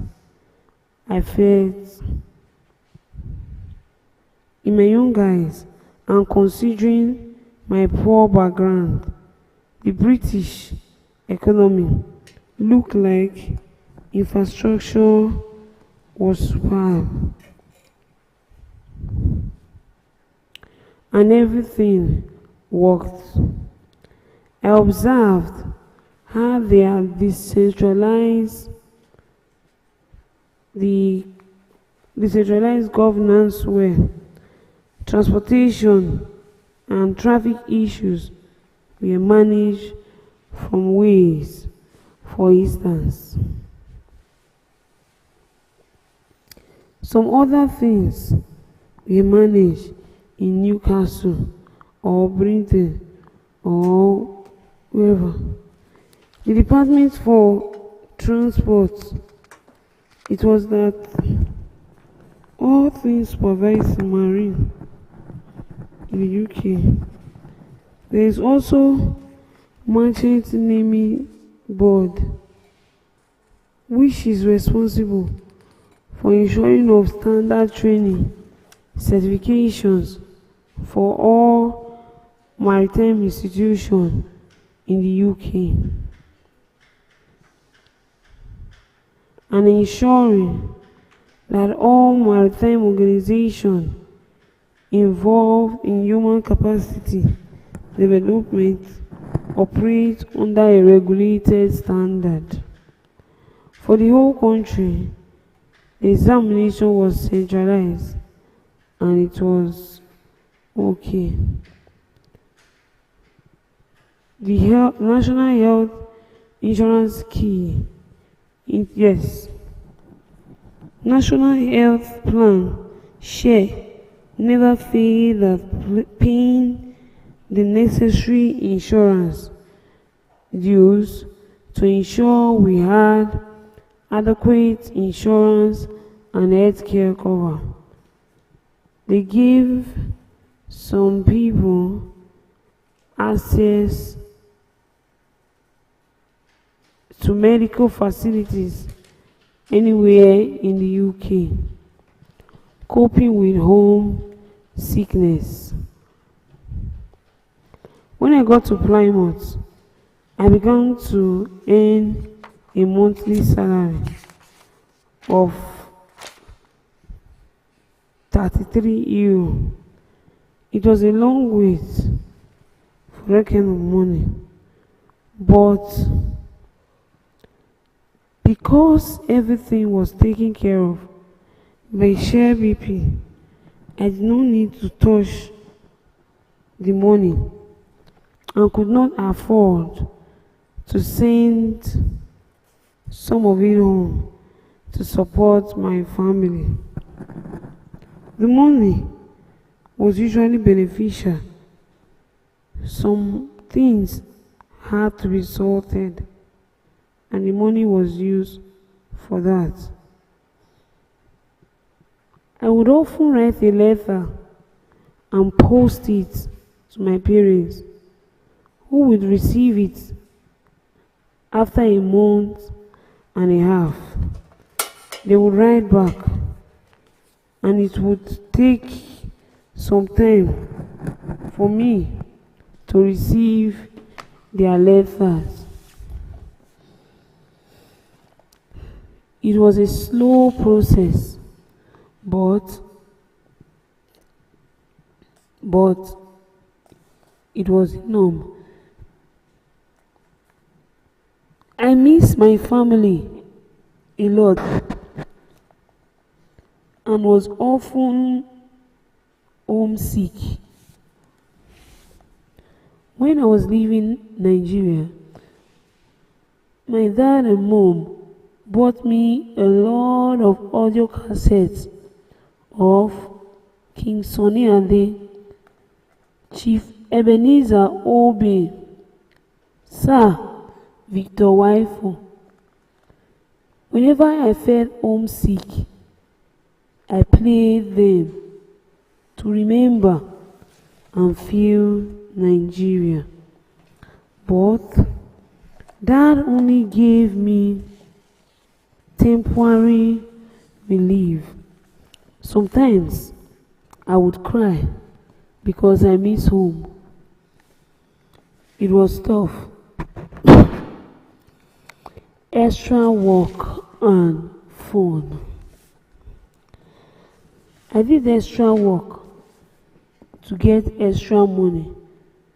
There was a particular brewery in London where I went to wash bottles during my holiday period. They paid me £3 for 6 hours of work. That was a lot of money then. Within a year, I had saved enough to buy myself a Morris 1100 saloon car that cost me €110. There was an institution called Royal Navy Engineering College in Manado, some 6 miles from Plymouth, Bode, Georgia, who later became a prominent naval and political figure in Nigeria. He used to be in that college. He was a lieutenant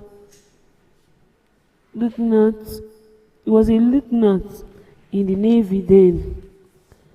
He had joined the Navy as soon as he graduated from the University of Lagos. Naval officers were sent to the Royal Navy College from Nigeria. Other Nigerians there were Toyeshode, who later became a governor of Oyo State, and Muhammad Lawal, who later became Kwara State governor. Others were Felix Ebon, Meadow College guardian, Ademoroti Hussaini, Akpanachi, and Bade Joko, to name a few. We used to hang out together and share a lot of fun at weekends. Chapter 8. Life in Liverpool. Our lives are often in segments or phases. With each phase having someone or group. With each phase having someone or group of people, an experience or a place, triggering event that prepares us for the next chapter in our lives. I had no idea what awaited me at Liverpool as my time there approached. But perhaps that was a good thing, because knowing would probably have been taken away. Knowing would probably have taken away the misery and excitement of the fun lesson and joy the city offered me. Liverpool was going to change my life, but I had no clue how it would.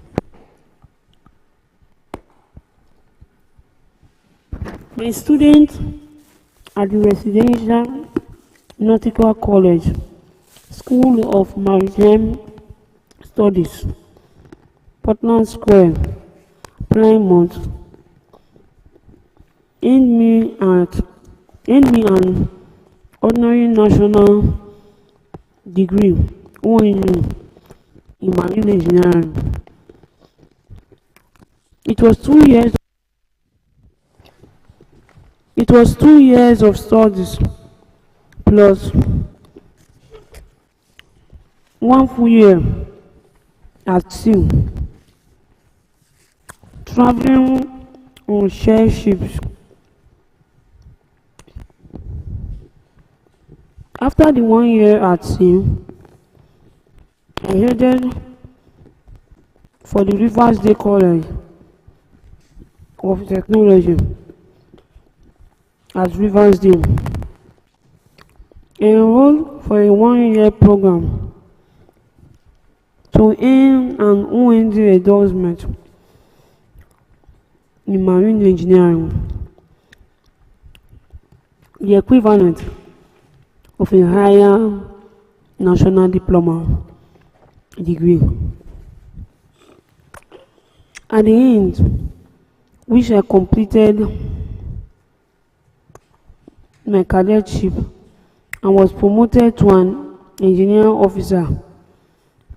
My 1 year at Riverdale College in Liverpool was much more than a Sunday year. It was a year we rocked. Yes, we studied, but boy, did we have fun. I got involved in the activities of the Nigerian community in Liverpool. The Nigerian National Shipping Line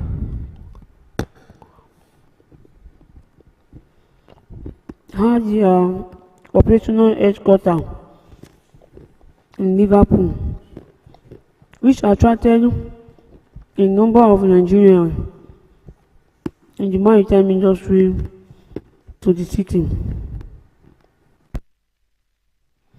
There was also a good number of Nigerian seafarers and Nigerians from World War II who had settled and married in Liverpool. As a result, the city had a significant number of people of color, many of whom were multiracial. With this population dynamics, certain social programs began to fester because, sadly to note, a considerable mass of the children from these mixed marriages could not be bothered to take advantage of the available educational opportunities.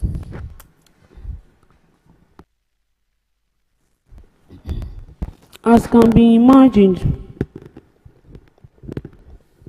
this led to many of them getting involved in drugs, hooliganism, and other social vices. Hence, to the average security agent in Liverpool, the black or colour signified trouble, and they were often profiled and stigmatized accordingly. The second thing, however, was that there were also a lot of Nigerians adding value to the society in their own way.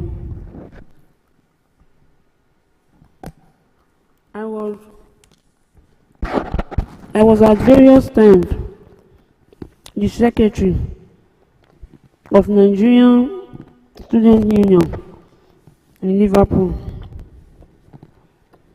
We also had at that time Igbo Club, Yoruba Club, and Somalian Club.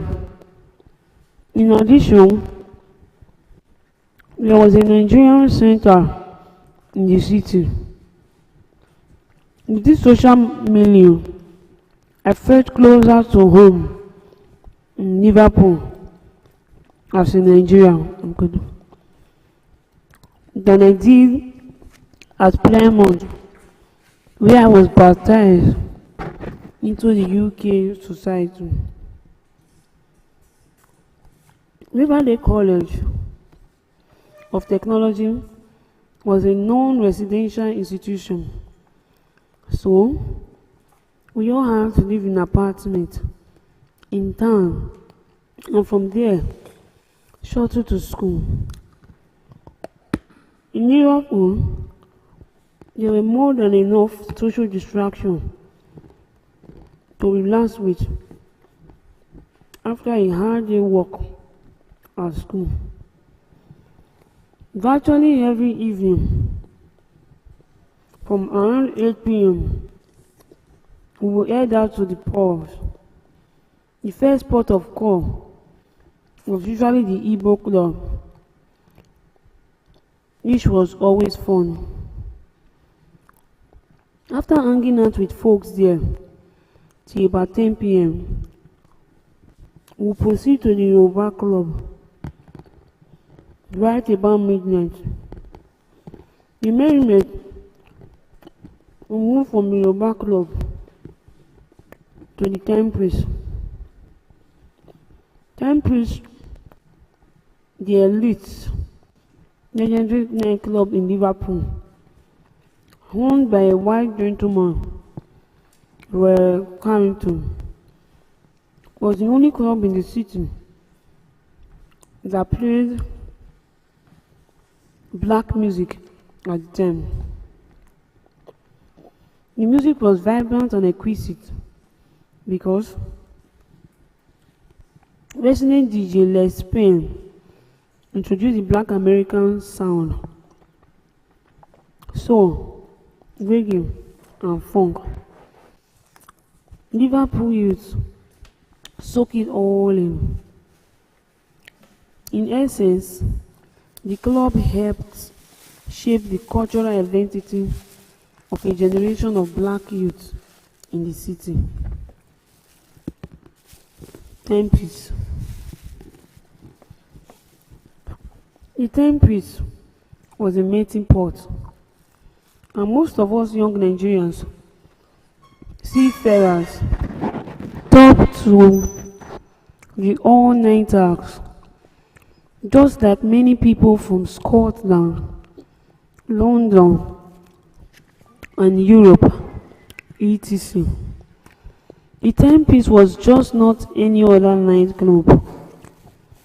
It was a core part of Liverpool's social fabric. Tempe's generally closed at 3 a.m. and we could once more move berries, winding up the night at the Nigerian Center that was always alive till 5 a.m. By the time we got home at dawn, all we were able to do was shower and eat something before heading out to school, where we struggled to stay awake all day. With that amazing weather, Liverpool was fun, and it was also a football. Although I'm not a huge fan of football, the influence and importance of the game on the street was easily palpable. Liverpool FC and Everton, the major rival that splits football fans in the city into two camps. Notably was the Merseyside derby, in which both clubs played matches each season. The Merseyside derby is the longest running top 5 derby in the world of England, having been played since 1962 3 seasons. It has always been a massive football event in the city, and fans hold nothing back when throwing digs at the River Club.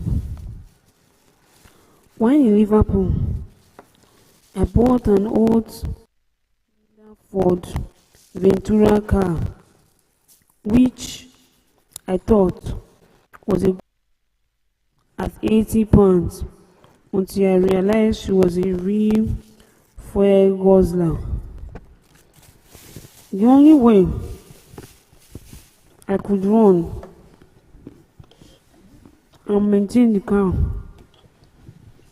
was to use her as a mini cab in the evening. This became a veritable source of additional income.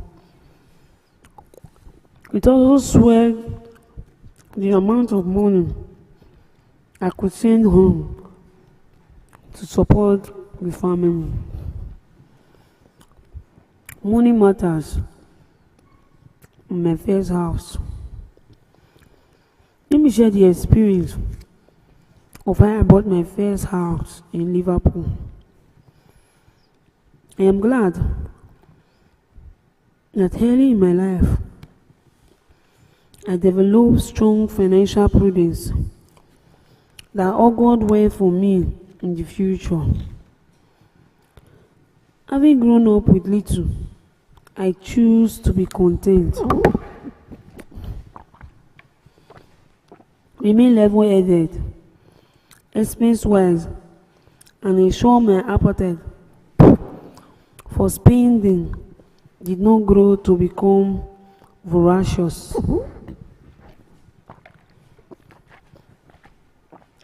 This allowed me to save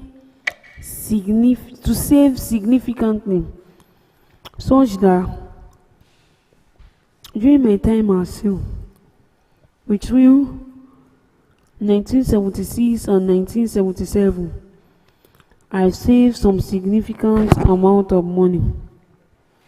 After I had saved up to 1,500 euro, which was quite some money then, a friend of mine, Nnamdi Emodi, now late, took me to one Mr. Chidi Ofome, a Nigerian in Liverpool, who owned a thriving accounting firm and was active in the real estate business. Chidi's secretary was a pretty wild girl whose efficiency at organizing gave his accounting firm the smart, professional look. When Nnamdi and I got to Chidi's office, his efficient secretary greeted us with a smile and led us to his office. Chidi is an energetic, charismatic, and intelligent young man. As we stepped into Chidi's office, he rose from his seat,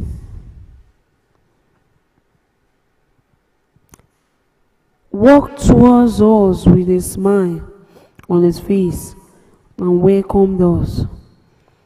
Perhaps because I was the one new to him, he turned his attention on me with a nearly permanent grin. Or was it because of my look? I was skinny. I used to have an afro hairstyle back then. Chidi, with his constant grin, asked, "Who is this fine young man?" His question, directed at Nnamdi, who responded, "He's a share scholar looking for a flat to rent, and he knows you have flats in Liverpool."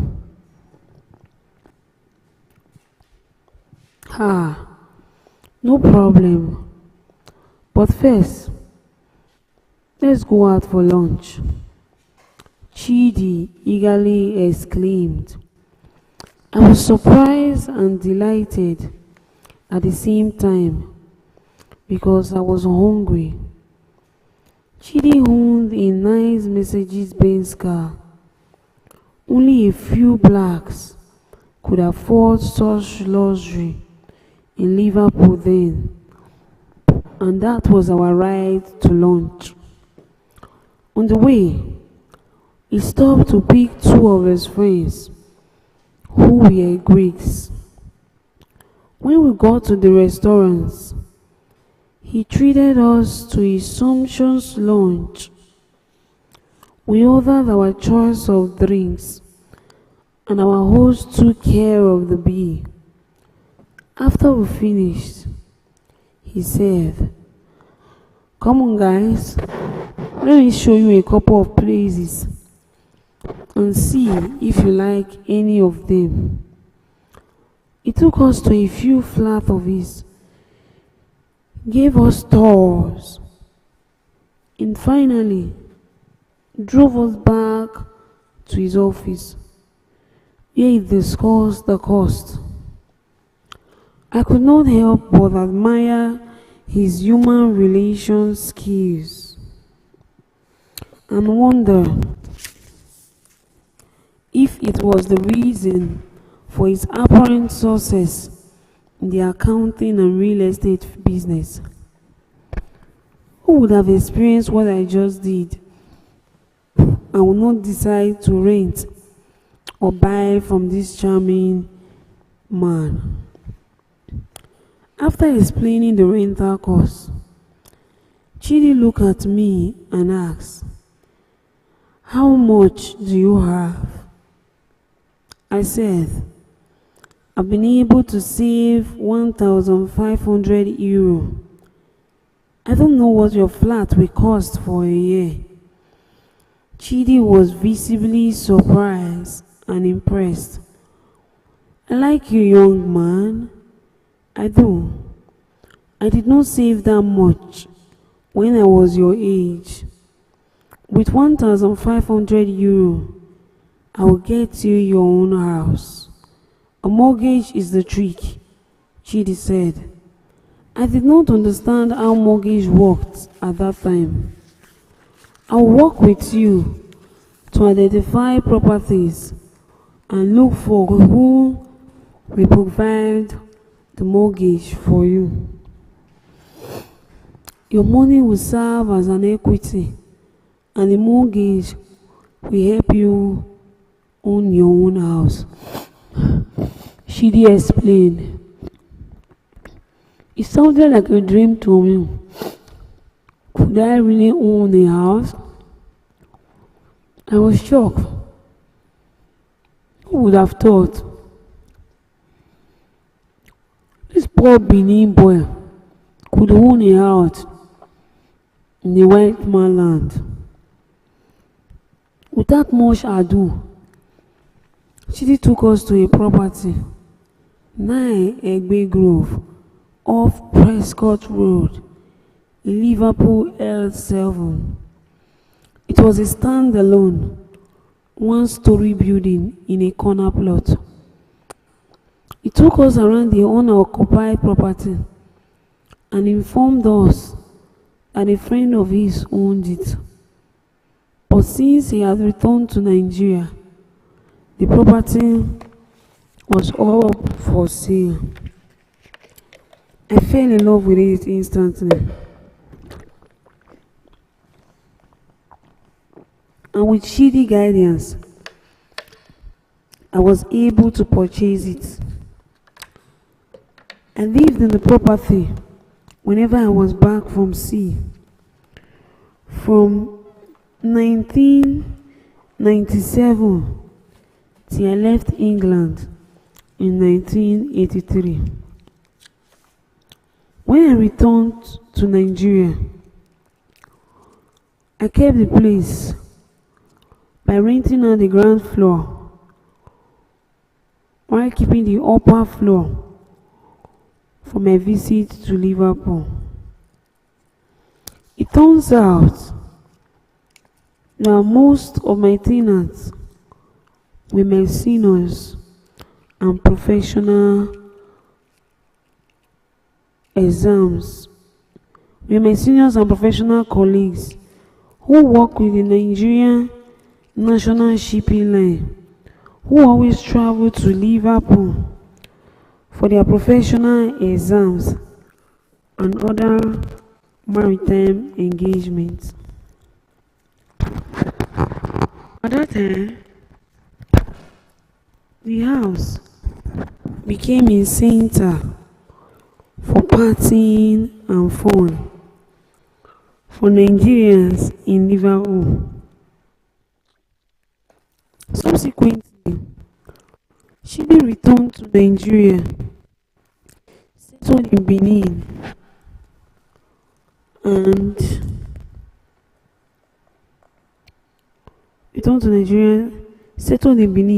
and got involved in a furniture business while he retired. Now he lives in Nnewi, his place of origin. We still talk regularly and are best friends. I will never forget how his guidance opened my mind to possibilities and helped me what no one could achieve with financial prudence. My experience with him on the purchasing of my house made me realize that I had mismanaged my money.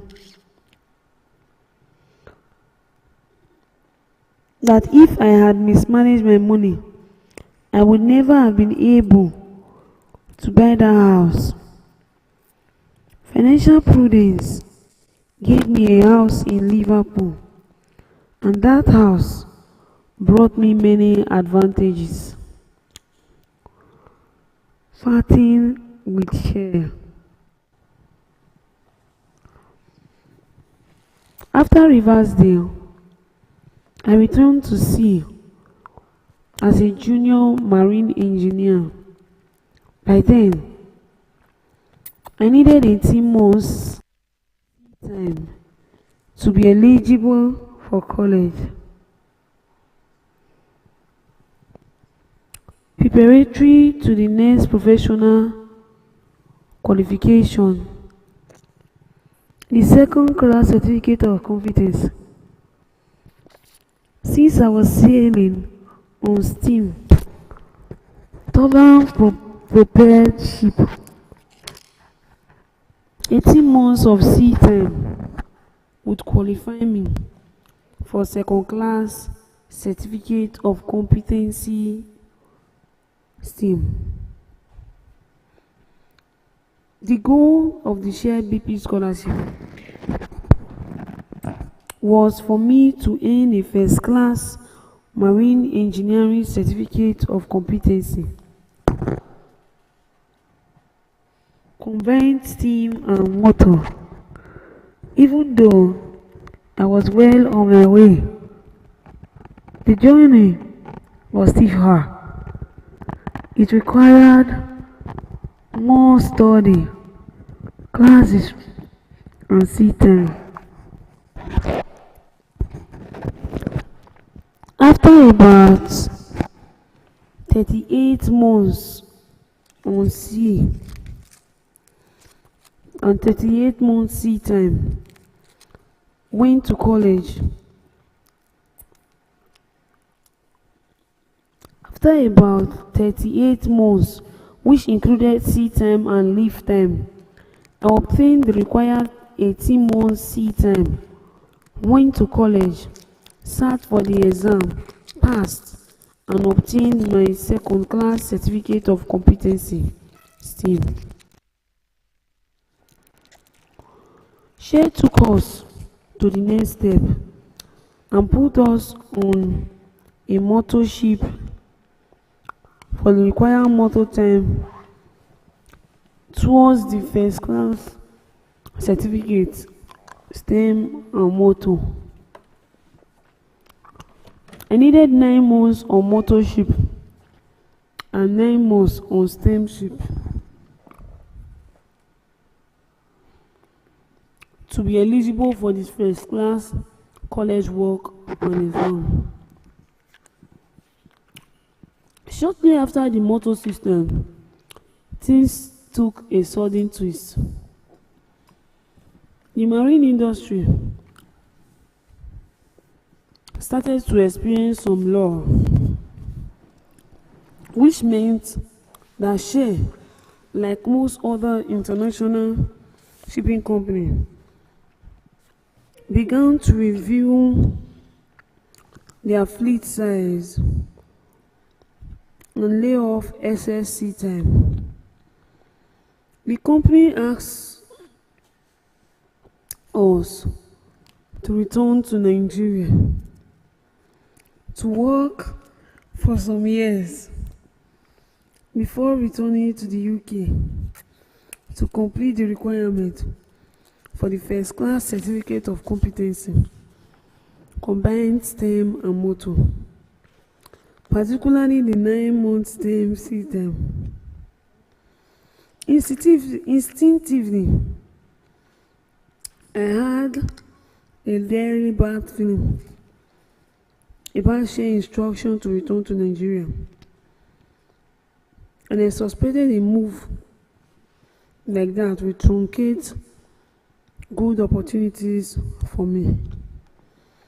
If I went home at that time, I knew it would be difficult for me to return to the UK because of the state the maritime industry was in at the time. I thought long and hard about the situation. I was desperate to stay the course and complete my program rather than waste time returning to Nigeria. I am not exactly sure how I had learned the lesson, but I understood that one looks out for himself in life. If you do not, hardly before others do so for you. Eventually, Share brought us back to Nigeria and invited us for a discussion as regards the change in plans. By then, I had made up my mind to return to the UK to complete the program and achieve the first class certificate within 12 months, rather than wait another year to do so. I had resolved to persuade them to consent to my request. So, I politely requested that they allow me to return to Europe to get 9 months of STEM training and immediately do my first class combined motor and STEM course. I needed in total about 12 extra months to be done. I can get my first class STEM and motor certificate in 12 months if you allow me to go now. But if I follow the new plan, it may take me another 5 years, and I may never even get the opportunity to complete the training, I told them. Why the white man said, "Greg, that makes a lot of sense. There was a Nigerian woman, Mrs. Igboin, acting head of personal department, Share BP Nigeria, at that time, who sneered at me and rhetorically asked, 'Who is Greg Ogbefu to tell us how to run our system?' As far as we are concerned, my request was not worth considering. As far as she's concerned, my request was not worth considering. I became the subject of debate. The white men thought my plan made a lot of sense, but Mrs. Igboin disagreed. Eventually, she had her way, and Share BP ruled that I should stay back in Nigeria as proposed. But I was determined to stick to my plan, and despite the final decision, the other 3 scholars were happy to align with Share's directive, but I rebelled. I told them I was going to find a way to do my seat time and complete my program. It was a stalemate with Share, and we finally had to part ways. I thanked them for their support, but I needed to follow my dream, I told them. We shook hands, and at that junction, I went back to England That meant I was no longer a shared scholar. All the perks, privileges, and support I got from share were withdrawn. All burden were now mine. I was on my own. Arab Maritime Petroleum Transport Company. It took a lot of guts to cut off from share sponsorship, since it meant that all the support I had before we were gone first, I had to pay my way back to England and sorted out all traveling logistics myself. On my return to the UK, I applied and got a job with the Arab Maritime Petroleum Transport Company, AMPTC, headquartered in Kuwait.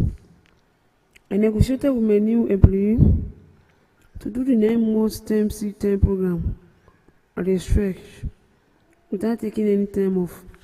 Fortunately, they agreed, and I did 9 months at sea on a steam ship. That was the biggest ship that existed at that time. The MT Shad Arab, a 500,000-ton ultra-large crude oil tank. The company AMPTC was a joint ownership of the 7 Emirates of the Arab world, having all partnered to form the business. From day one of establishing the company, they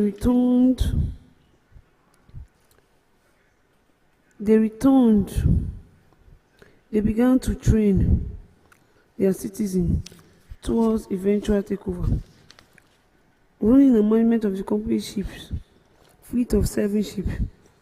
In some ways, people like us were married there as trainers for their citizens.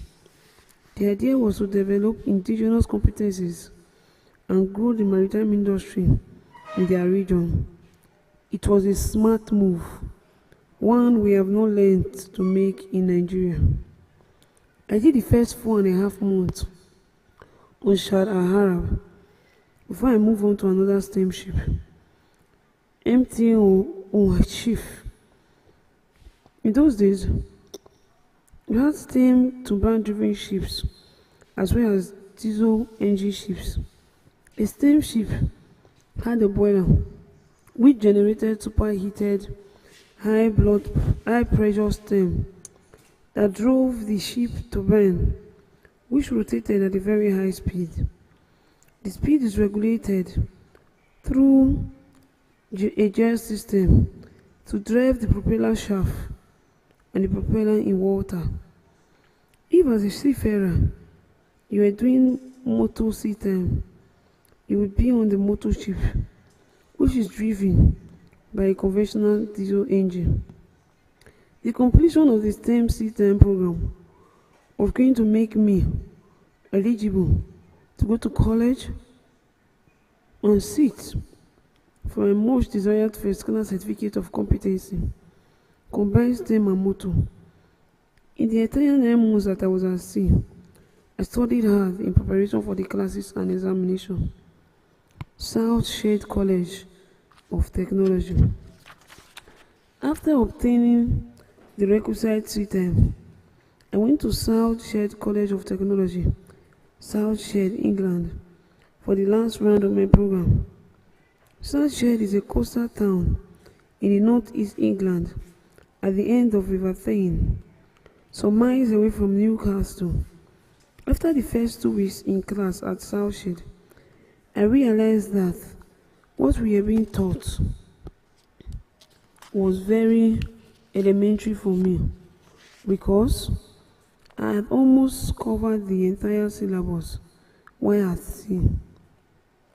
That presented an opportunity for me to take things in my stride and have some fun. So, every weekend, I went partying at Newcastle, leaving my flatmates wondering why I was so unserious. But I was mindful of the fact that I was now solely responsible for my maintenance and upkeep. Among my flatmates in South Shared College were some Indians and a Nigerian, Ajagbe by name. Ajagbe was a bookworm who studied all day and some more hours at night.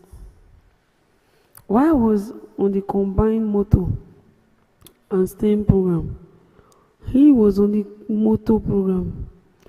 Ordinarily, weekend, some of my Indian friends joined me to go party in Newcastle. We would drive from South Shed to Newcastle and party through the night till about 3 a.m. and then drive to South Shed. As soon as we returned to the hostel, I would go to sleep for a couple of hours before heading to school, mostly at my study pace. It happened that the hours I studied were the hours Ajagbe slept, so we've hardly ever met each other. I saw you reading. Ajagbe slept, and so far as he was concerned, Greg was not a serious student. After 2 months, I realized I was wasting time at South Shed. I was way ahead of the class. On the account, I decided to put it in for a first class certificate examination immediately, instead of waiting for 6 months. I headed to Liverpool Polytechnic for the exam. The system was to do a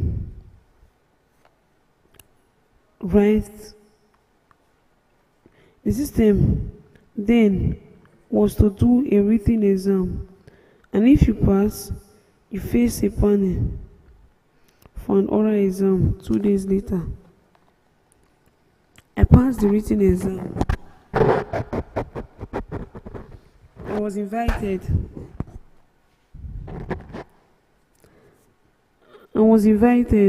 to the panel session along several other students. One after another, we went in, with each person spending 10 minutes before the panel. The result of the panel interview was immediate. They told you they want you there or they don't want you there. When it was my turn, I went in and I kept by the panel, and I was kept in by the panel much longer than 10 minutes. I thoroughly enjoyed my session and was very relaxed. It felt like I was giving them a lecture because the conversations were based on practical experiences at sea. I had more than enough to say.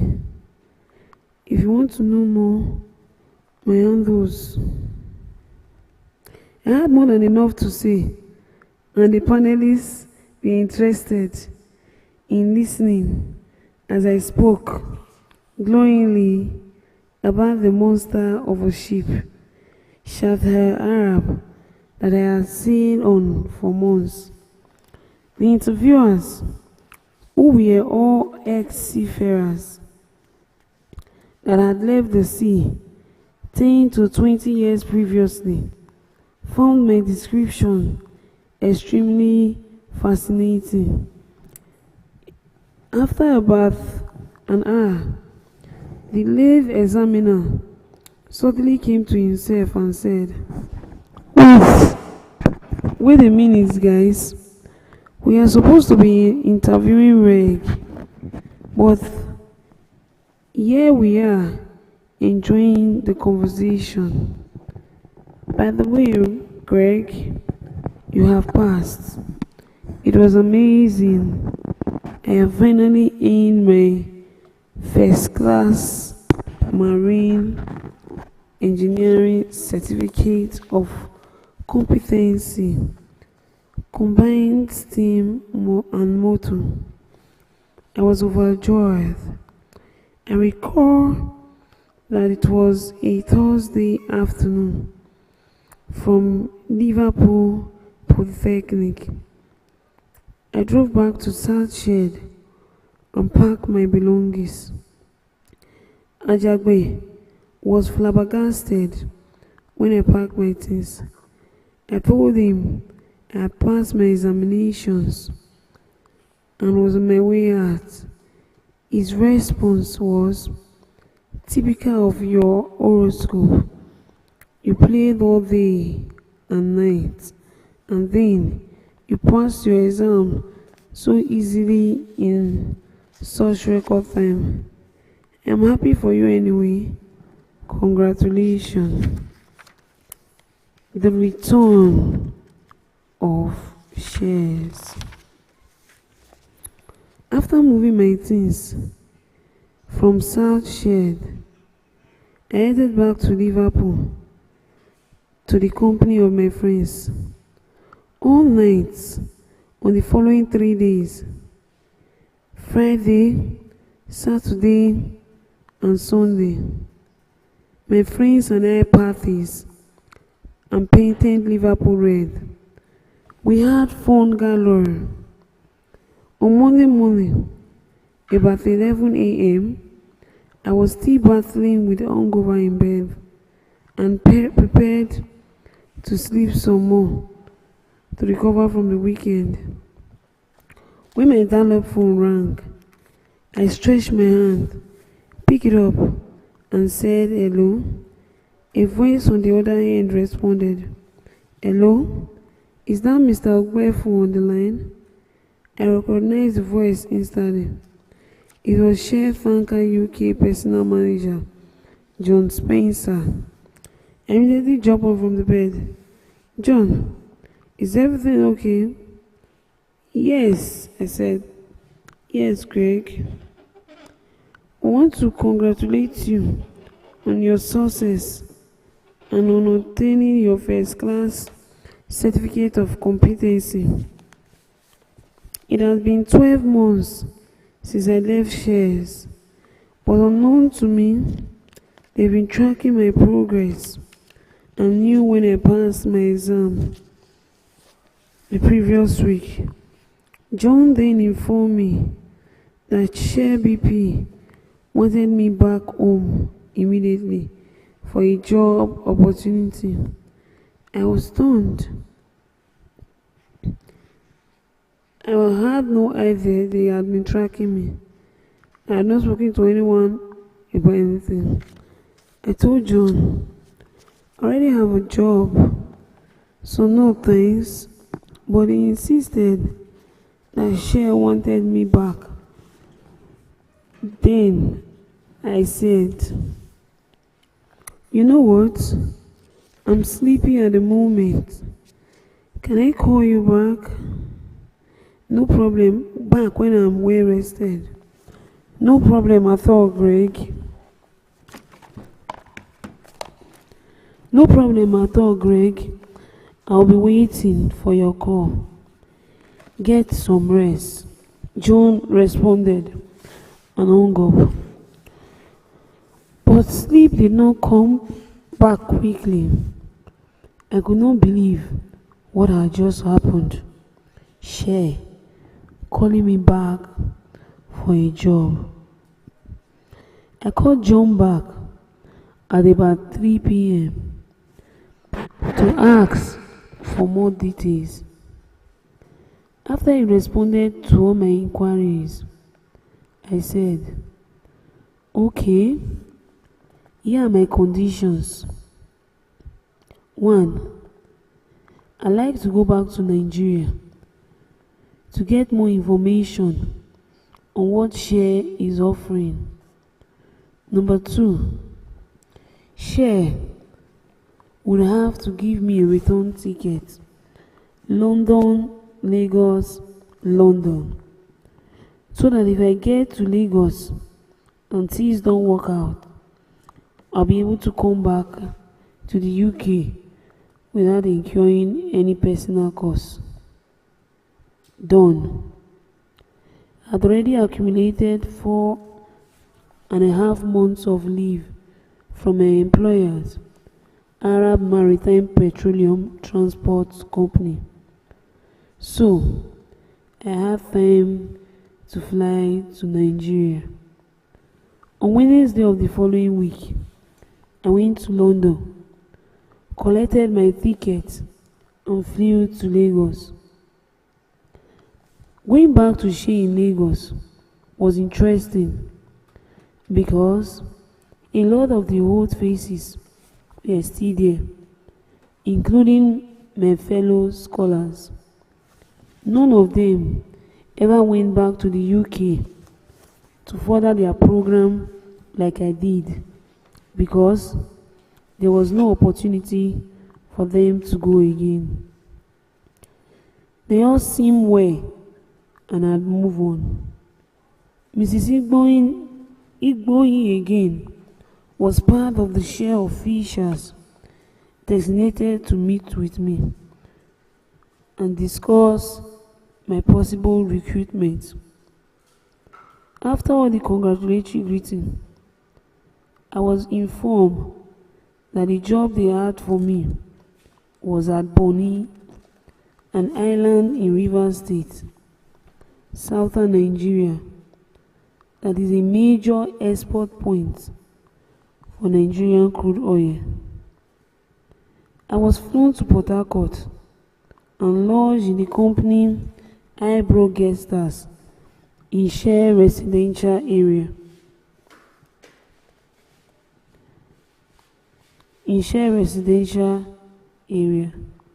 The next day, I was taken to Benin by helicopter.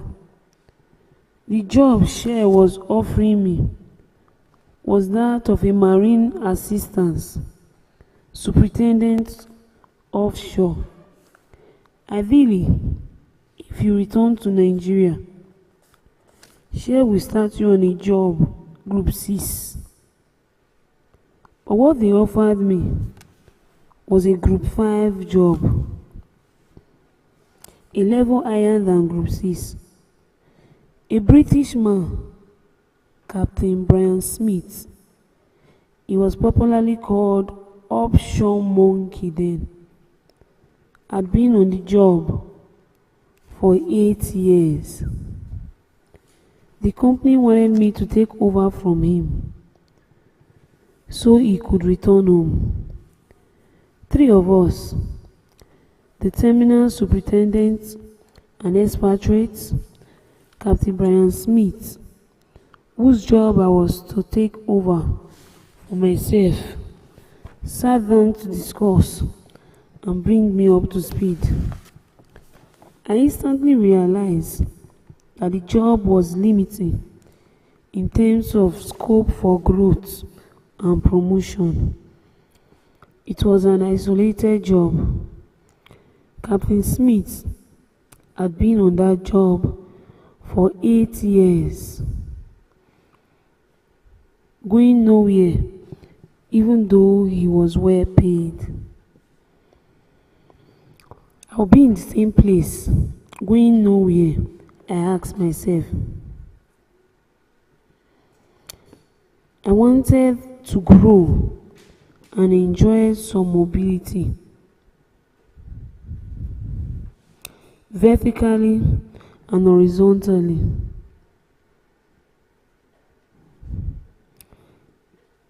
I was vertically and horizontally, but the job seems too restricted for that. The starting remuneration was undoubtedly attractive, and taking the job would mean getting accommodation in Share Arroway, Eyebrow Residential Area. It was tempting, but not enough. I was 30 years old at that time and wanted more. I was flown in a chopper. I was put in a chopper, flown back to Port Harcourt, and from there to Lagos. I believe young people should always be forward thinking when it comes to career decisions. Short term decisions should be dedicated by the long term vision, but it always starts with clarity. One must be clear about the kind of vision one wants. Otherwise, decision will be based on short-term gains only. Things would have been different from me if I had not turned down share the first time and returned to the UK to complete my program. Here is another instance. I decided to adopt the same attitude of thinking about the future rather than the short term. When I returned to Lagos, a meeting was set up, and present was Mrs. Igboin, the woman who had opposed my wish to return to the UK over a year earlier, and other personnel. By this time, the law in the oil industry worldwide had worsened. The oil price had crashed. People were cutting losses, and companies were laying off staff. At the meeting, I shared my thoughts about the job and said, the gentleman who had held this job for 8 years is a foreigner. He came to Nigeria. He left his family. He came to Nigeria to make money and return home. But for a Nigerian, a young man like me, the preference is growth. The job is currently structured. The job, as currently structured, does not offer this. They then asked for my recommendation to make the job attractive.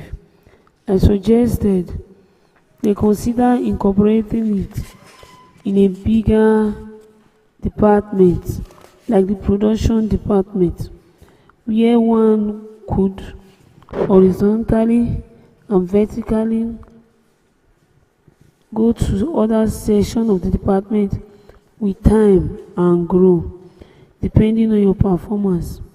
Mrs. Igboin, who seemed determined to oppose my preferences, immediately said, "No, we can't do this, Greg. You are telling me how to structure our operation. If you don't want to accept this job as it is, too bad. But we are restructuring things. But we are not restructuring things." So, there I was, in another stalemate with shares. The whites, who we had at that meeting that day, simply folded their hands and washed. After a while, it was clear I was not going to have my way. They told me that if I was not going to accept the job as it was, then they had no job for me. I thanked the share officials and informed them that in that case, the bond as enshrined in the scholarship has become null and void, and they accepted. We shook hands and I left. For the second time, I walked away from shares for an offer that seemed attractive in the first instance, but offered little to my future. I took my return ticket, which they had brought, returned to the UK, finished my leave, and went back to work in Commonwealth. Fortune and Temperance. Collected Stories by Simeon Idafo. Not for sale. property of Edo State Universal Basic Board, Subeb.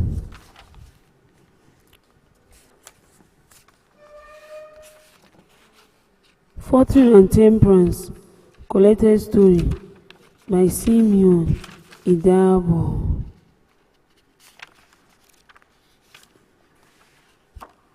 There's no ISBN. The Weeping Undergraduates by SMO Aka. ISBN 978-2268-119.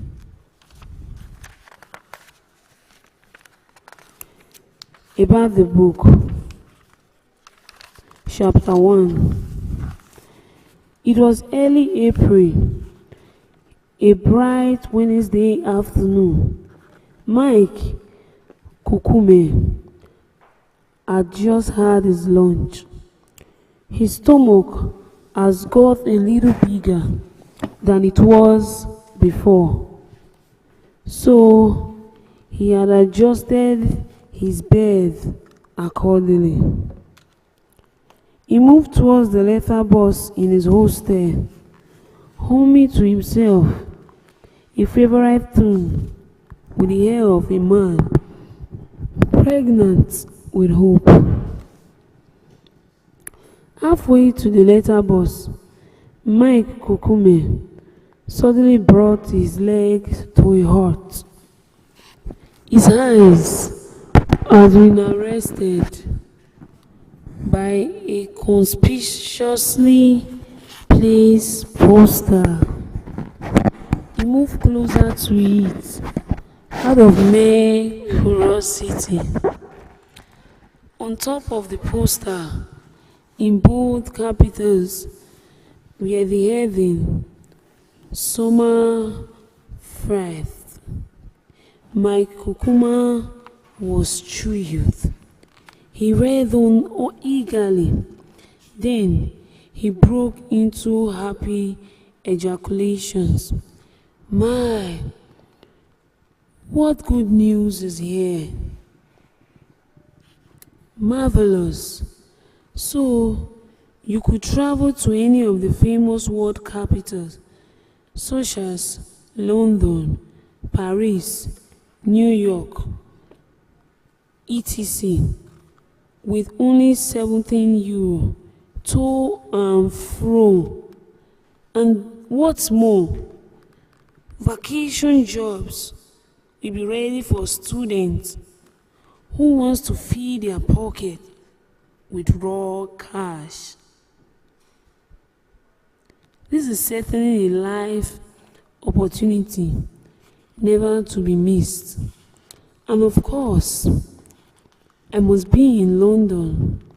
Perhaps I may come back with the girl of my dream, a beautiful English girl. That would be great. Simply marvelous.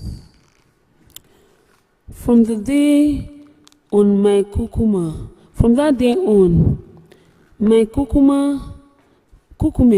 could hardly sleep properly due to overexcitement. All his thoughts were focused on the coming fabulous trip to the UK. Every night, when he slept, he dreamt of nothing but the summer flight. He always saw himself in his dream flying inside an aeroplane, landing in famous cities. In one particular night, he saw himself in a strange, beautiful city by name Amsterdam.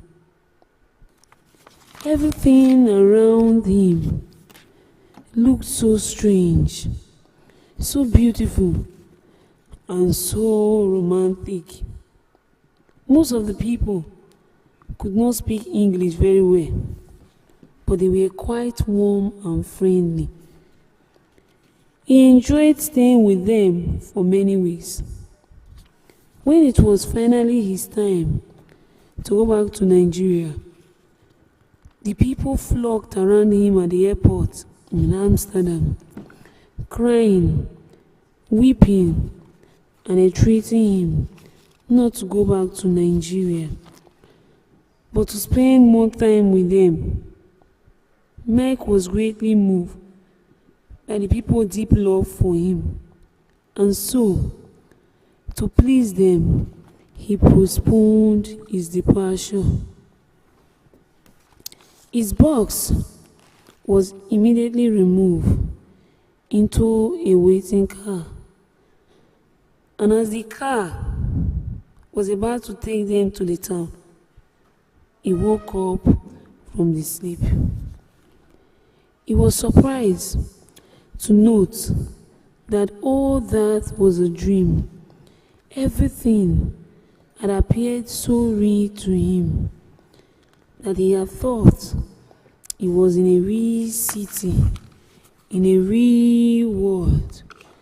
But wait, why was he in that strange city, Amsterdam, instead of being in London? He could not explain. That surprising thing was that he had never thought of going to such place. Indeed, he did not even know in which country Amsterdam was. His knowledge of geography was weak.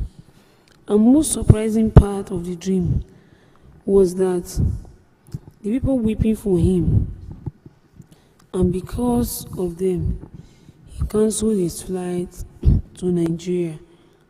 What could that mean?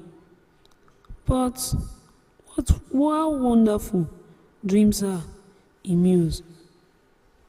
Dreams can turn paupers into millionaires, cowards into heroes, and they can even solve naughty problem with magical ease. That was true.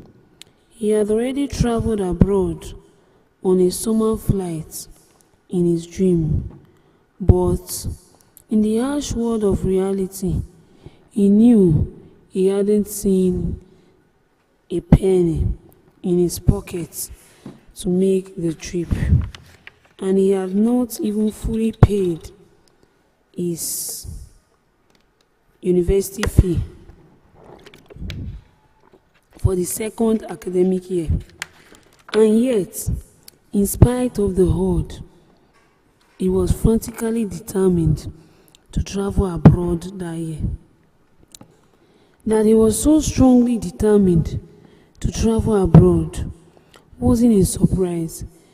It was his boyish daydream, a long cherished ambition, namely to travel to London by air and back to Nigeria with a beautiful English girl by his side, like Dr. Nwezi.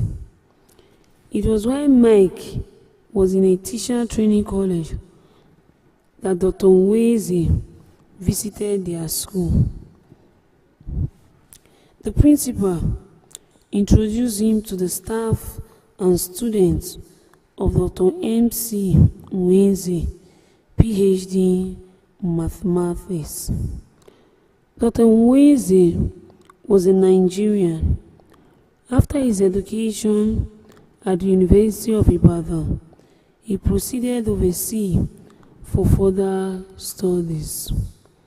He studied at the University of London, where he obtained his master's degree, and he finally at the famous Howard University in America, where he also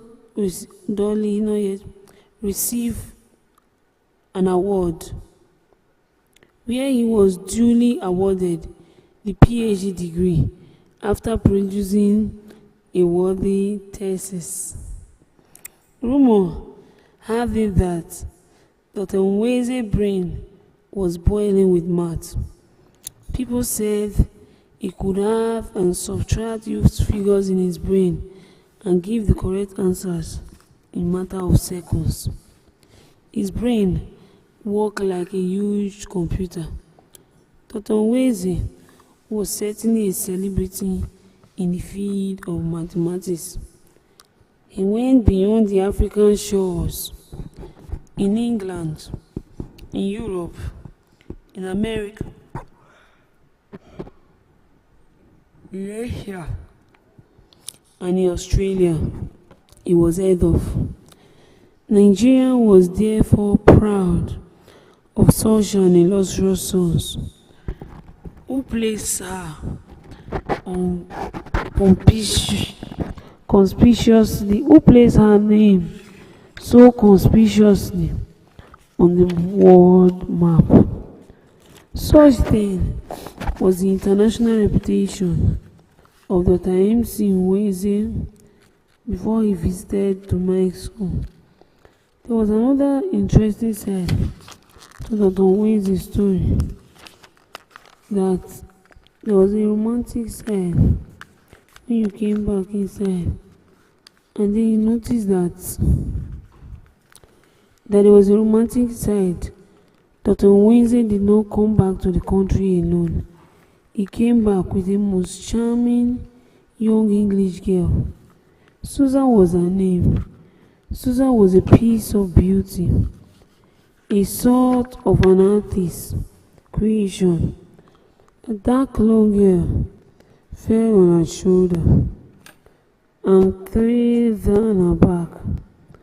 Her figure was a model and no physical blemish anywhere. When she walked, she had the titillating experience of seeing a glimpse of pure woman formed by the pleasure of man. Dr. Nweze fell in love with Susan after studying in London.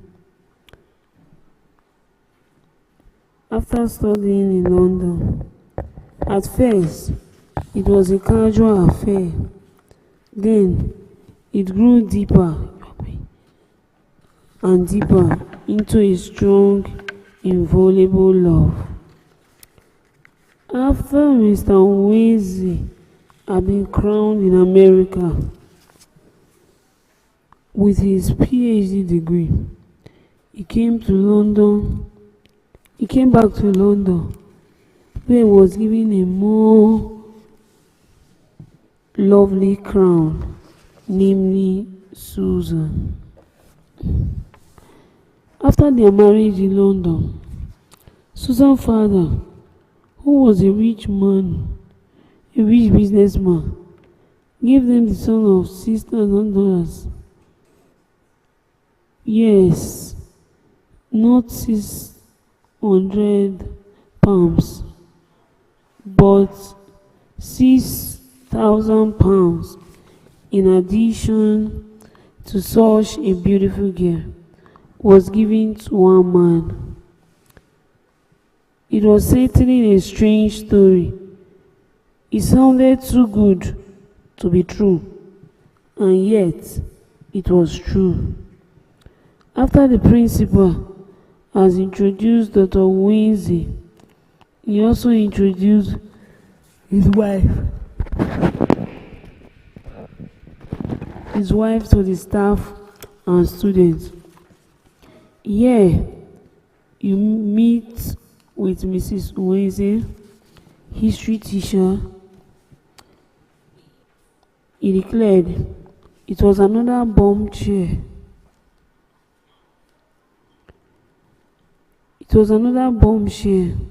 So, the sweet, beautiful thing was not a brilliant beauty, a double blessing indeed. Dr. and Mrs. Nweze seems to have more than their own share of blessing. It was like that biblical saying of who we talk. Who was an old friend and schoolmate of Dr. Nweze, but the But the principal, not wanting to miss such a fine opportunity of showing off his celebrated, one student made everybody laugh when he brought out one tough problem for CV from CV during an ask that linked doctor of mathematics to solve it within seconds. It was on the whole an interesting visit, a visit which had a tremendous impact on Mike Kukume. The visit influenced him to form 3 strong resolutions. 1. To get a university degree before his death. 2. To visit London by air. And 3. To come back to Nigeria with a beautiful girl like Dr. MC Nweze. That was 6 years ago.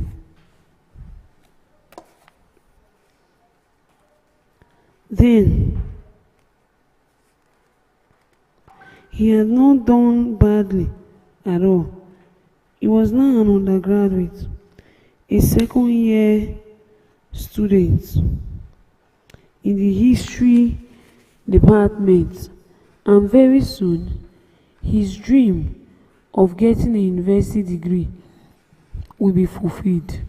And now, thanks to Allah, his second and third dream were now within sight.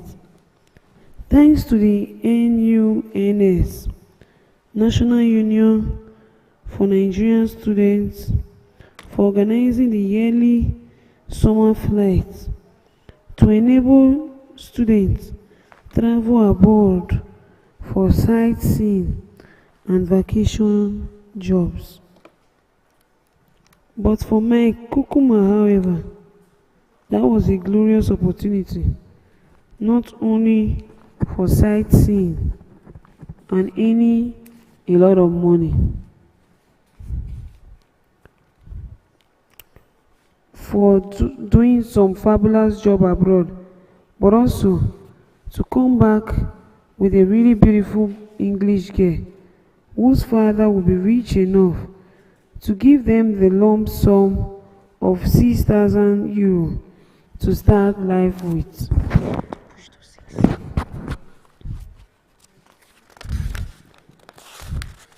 Chapter 2. Mike lay down on his bed, relaxing in his room. From where he lay, he could see the enlarged photograph of himself in his academic gown. He was happy with himself and everything at the university. In that happy mood, he allowed himself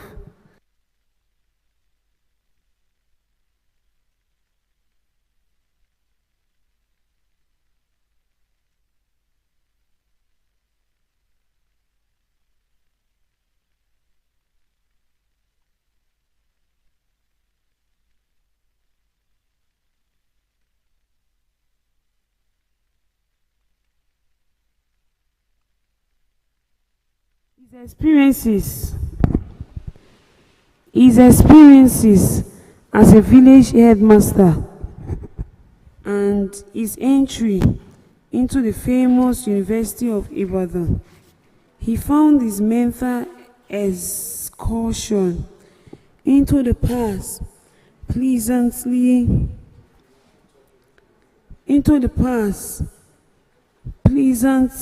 a pleasant exercise. From his father, he learned that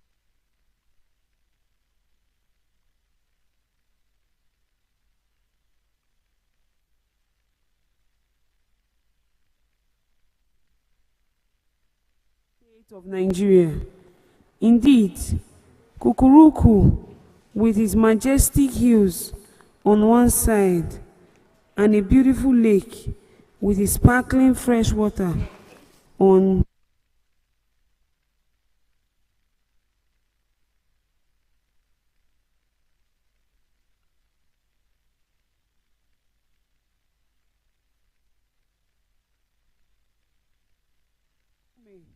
his parents called him Michael in memory of Father Michael, a Roman Catholic priest who visited the village when he was born, but his friends and admirers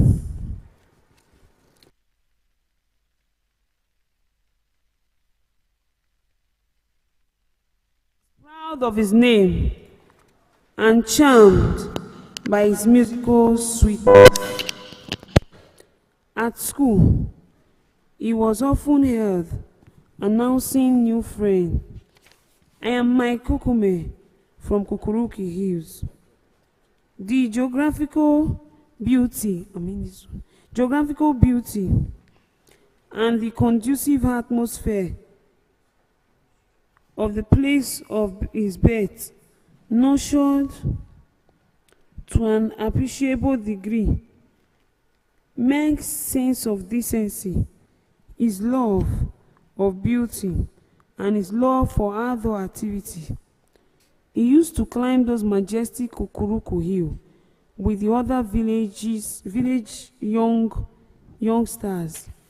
From the hill, they would go down to the plains where there were trees towering to the sky, monkey jumping from branch to branch, and brightly colored butterflies hovering from flower to flower, looking for nectar to suck. With their catapults, they would try to shoot the little squirrels carrying palm nuts in their mouths. But then it was excessively hot at noon, and they would end up on Kukana Lake, swimming and diving, cooling down themselves with its refreshing water. Meg certainly had a beautiful childhood memory. It would have been a perfect story of childhood happiness, but fate decided otherwise. A great disaster befell the village. That was the year the sun shone and shone. That was the year heaven forgot to send rain to the parched earth early enough, and it was unbearably hot. It was the year the sparkling water of the beautiful Kukana Lake turned brownish in color, and dead fish were floating on top, making the water smell. Many villagers who had never witnessed such a terrible disaster in their lifetime fled the village in panic. The village elders explained that some evil men might have adulterated the land, and so the gods were angry. They ignored the Catholic priests, Father Michael, who approached the village Jume, the local chief priest, for elaborate sacrifice to appease the angry gods.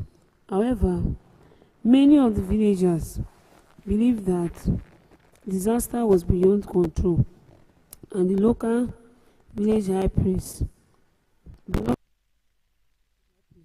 and they thought it best to flee the village. Among those who fled the village were Mike's parents. He was about 12 years old by then. With their few earthly possessions, Mike's parents and other villagers trek from their village to where they want to settle. Tonight, they should be there already by God's grace. Among those who fled the village were Mike's parents. Mike was about 12 years old with their few earthly possessions. Mike's parents and other neighbors trek night and day towards their village, like the ancient Jews trekking from Egypt towards the promised land. Their new village proved a veritable promised land, flowing not with milk and honey, but with perpetual refreshing waters of the Niger. Yes, Mike's new place was Orere village, situated on the northwestern brink of the river Niger. Pa Kukume and his little group were well received by the people of the new village. They gave them a piece of land to build their house, a bigger piece of land to plant crops. It was at Orere village that Mike completed his primary school and his primary school. Another good thing happened to Kukume family. Mike's mother, Akube, who was unable to get pregnant after long interval of 12 years, became pregnant and had another son called Odi. She had two other children, daughters, who were called Efe and Oke. 2 years after his primary school education, Mike passed an entrance examination into Tishadrini College at Abudu, near Benin City. It was a co-educational institution running a 4-year course for the teacher grade 2 certificate. His first year at college was hell for him. His rascality brought him too much attention from the college students and teachers. It brought him too much punishment from the college prefect. It was when he became a third-year student that he found the college really interesting. By then, he was aware of 19. If you were a handsome boy in the college, it was like you are becoming. It was Mike Kukume. He was a tall, fair-complexioned, extremely well-formed young man with a perfect set of teeth. However, in spite of the handsome future, Mike Kukume was not proud or smart. He had a flashy smile for all, and naturally, he was good with talking to the guys and ladies. So Mike natural love to be able to manage these people for other activities, sharpen his interest for sports and other extracurricular activities. He was the fastest sprinter in college and was one of the best players in college first 11. His astounding ability in sports further increased his popularity in the college. It looked as if nature gave him too many good things as gifts. So the girls could not help idolizing him and falling for him. It was openly mentioned that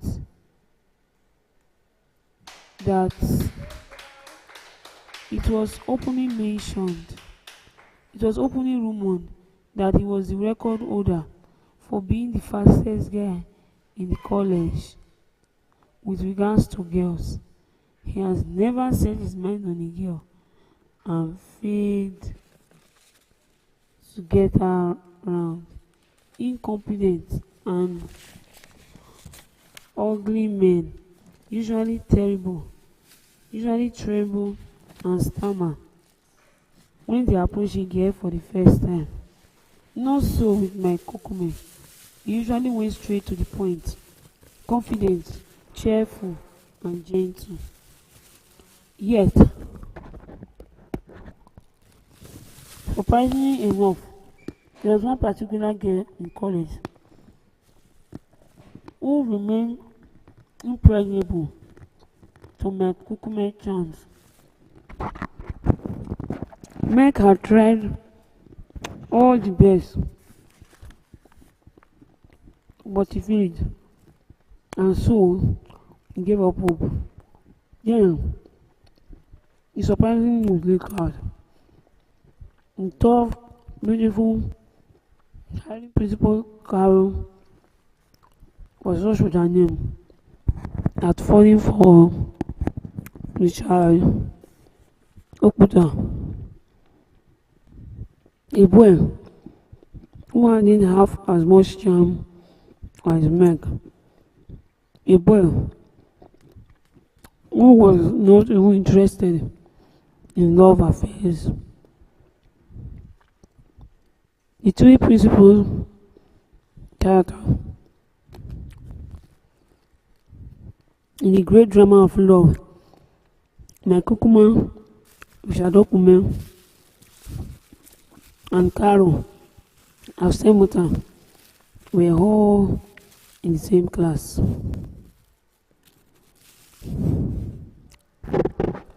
We are all in the same class. Yet, Meg wanted Carol, but Carol had no interest in him. Carol wanted Richard, but Richard had no interest in her. It was funny. Love triangles. To further complicate matters,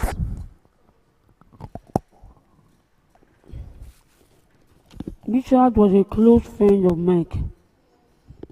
Their friendship was a matter of great surprise to those who knew them. Theirs was probably the traditional attraction of opposite.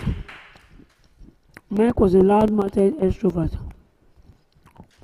while Richard was a soft-spoken introvert. Richard was a bookworm, whereas Mike was the type who never touched his book until examination was a week at hand. But because he was ambitious, he always managed to pass his examination. Physically, Richard was lanky, cheerful, but not handsome. Certainly in physical charm, Richard couldn't hold a comb to Meg. On the other hand, Richard, being 20, showed a more mature attitude to Meg than Meg, who was more or less ostentatious, sentimental, and dreaming. Perhaps the contrast between the two friends was all the more noticeable in the field of religion. Meg was a free thinker. He was neither a Muslim nor a Christian. He attended one of the existing churches, but believed in the Supreme Being, generally referred to as God or Allah. On the second hand, Richard belonged to that energetic,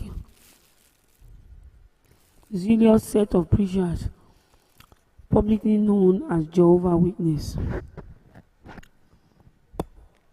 On Sundays, he was often found preaching to some of his fellow students in the hostel. Preaching to some in the hostel about the good things in store for the faithful ones. The good ones we are set will be rewarded with eternal life, either in heaven or either in heaven of bliss or in an earthly paradise of an unfading glory. But the ungodly ones, we conclude, are doomed for everlasting destruction at the approaching cataclysm of Armageddon. A few students admire his preaching, but majority jokingly referred to him as Mr. Armageddon and cataclysm. As it to be expected, Nkume was one of his greatest opposers. In his opinion, Richard was simply wasting precious time. He proposed the idea of an Armageddon, which according to him existed only in the fragment of Richard's imagination. He regarded Richard's picture of a paradise earth as a myth, a colossal utopia idea, a sugarcane city, a sort of Eldorado. Yet, in spite of such diverse religious view and other differences, Mike and Richard were close friends. The really big surprise was why Carol should reject the charming, popular Mike and fought for the popular Richard Oputa.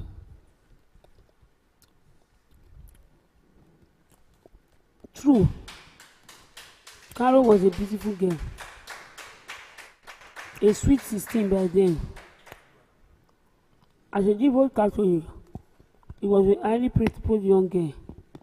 Thus, when Mike made his amorous advances towards her, she regarded him and all his charms as something devilish, and so she remained deaf to all his love entreaties. But being one of the most beautiful girls in the college, she was always molested by most of the boys in her class. She was like a helpless sheep among wolves. The only boy who did not pester her with love proposals was Richard Oputa in the first place. Richard reminded her that on her own, reminded her of her own father, who was also lanky, cheerful, and kind-hearted.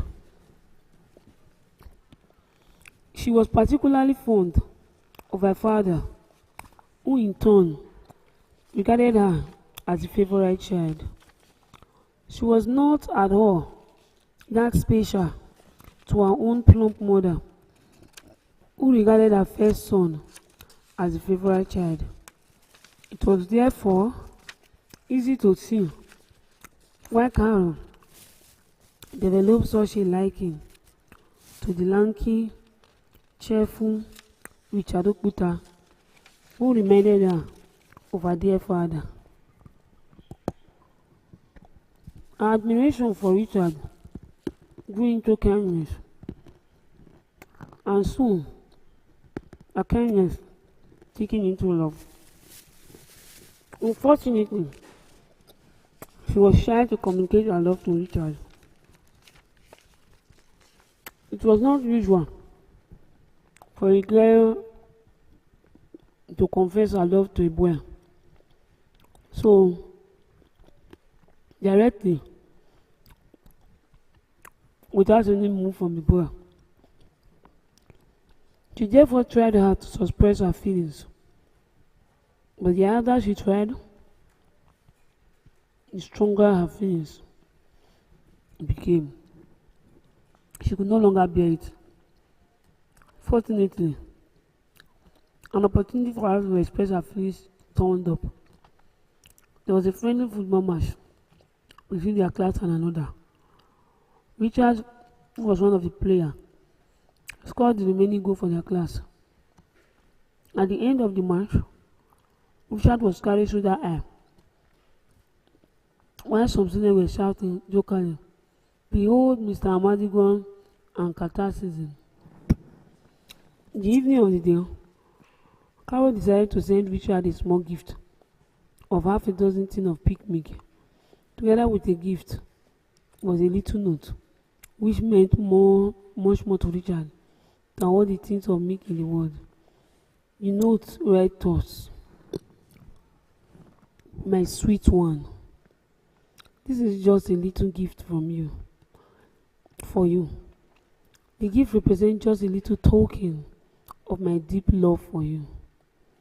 You know, I have all along shown a liking to you, but now my liking for you has grown into real deep love. I think of you often, and I see you many a time in my dream. Please, dear, kindly accept both my gifts and my love. Your sweetheart to be, Carol." When Richard read over that little note, he saw many blue stars. He saw many stars in a blue heaven. His heart swelled. His blood warmed. How could I refuse the love of such a sweet girl as Carol? He asked himself. It would be unkind and inhuman. That was the beginning of a strange love story. Richard naturally wrote back in the same amorous vein, and soon, little epistle, beautifully penned on blue sheets of white writing pad inside blue envelope, were frequently exchanged between Richard and Carol. Their letters increased in depth of love with time. The increasing depth of love showed in Richard's letters, which varied from letter to letter, concluding higher and higher in the letter of love. His various addresses graduated as follows: "My dear one, my darling, my sweetheart, my morning star, sweet darling, precious darling, my most precious darling, my most precious sweet darling." When Carol herself read over Richard's love letters, she was often drunk with joy. Then she would go into the toilet room in her hostel, where there was a big mirror, and then she would gaze into the mirror, congratulating herself for her great beauty. Richard himself, the hitherto holy Jehovah's Witness, seemed to have forgotten himself under the irresistible spell of Carol's love. The little voice inside him kept on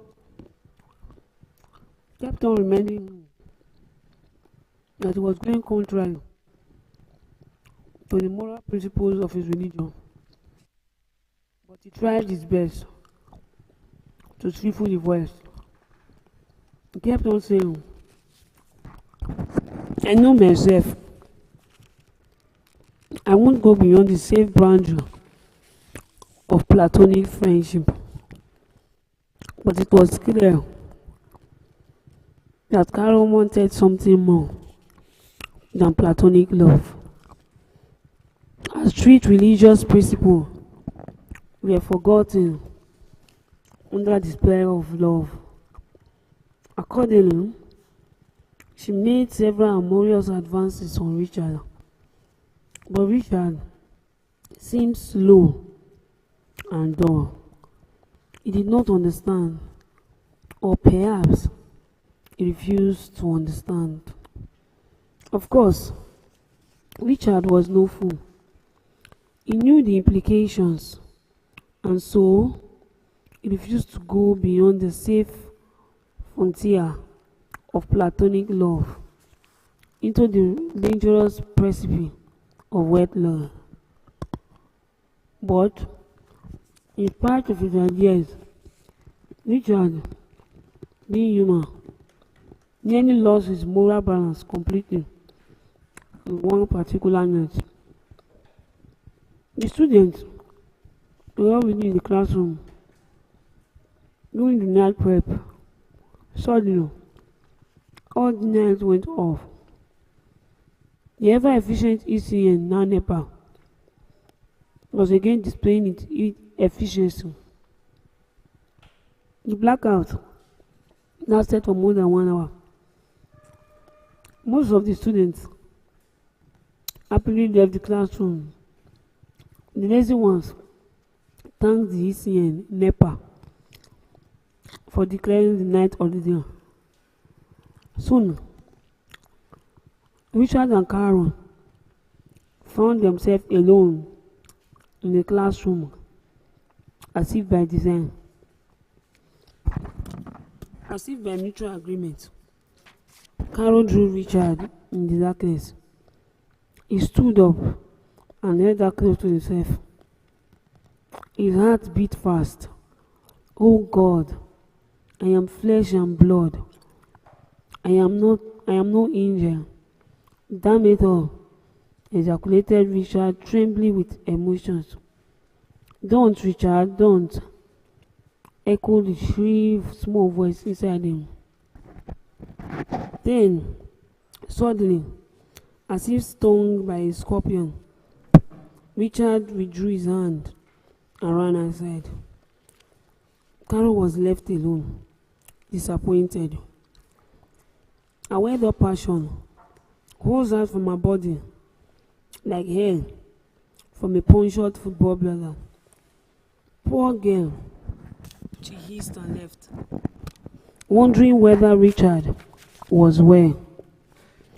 She was not happy at all. 2 days later, the love between Richard and Carol came to a strange and dramatic tone. It was Sunday afternoon when Meg, Richard, Carol, and a few other students were playing together in the student recreation room. Then, Richard remarked just casually, Then Mike remarked just casually, I am sure Carol will get married to Richard as soon as they leave this college. Me? Asked Carol, pouting in a superb disdain. Me? Who will marry a dead body? Haba, God Almighty, exclaimed Mike, sincerely surprised on hearing Carol's question. Do you mean Richard body as a man is dead? Well, he asked, desiring a further confirmation from Carol. I say he's a dead body, she emphasized. Richard looked as if dead of feelings. He gazed up to the ceiling and looked down again. His face, a mass of embarrassment. He opened his mouth, perhaps in self-defense, but no words came out. He raised up his right hand in a gesture of idiotic helplessness. Then suddenly,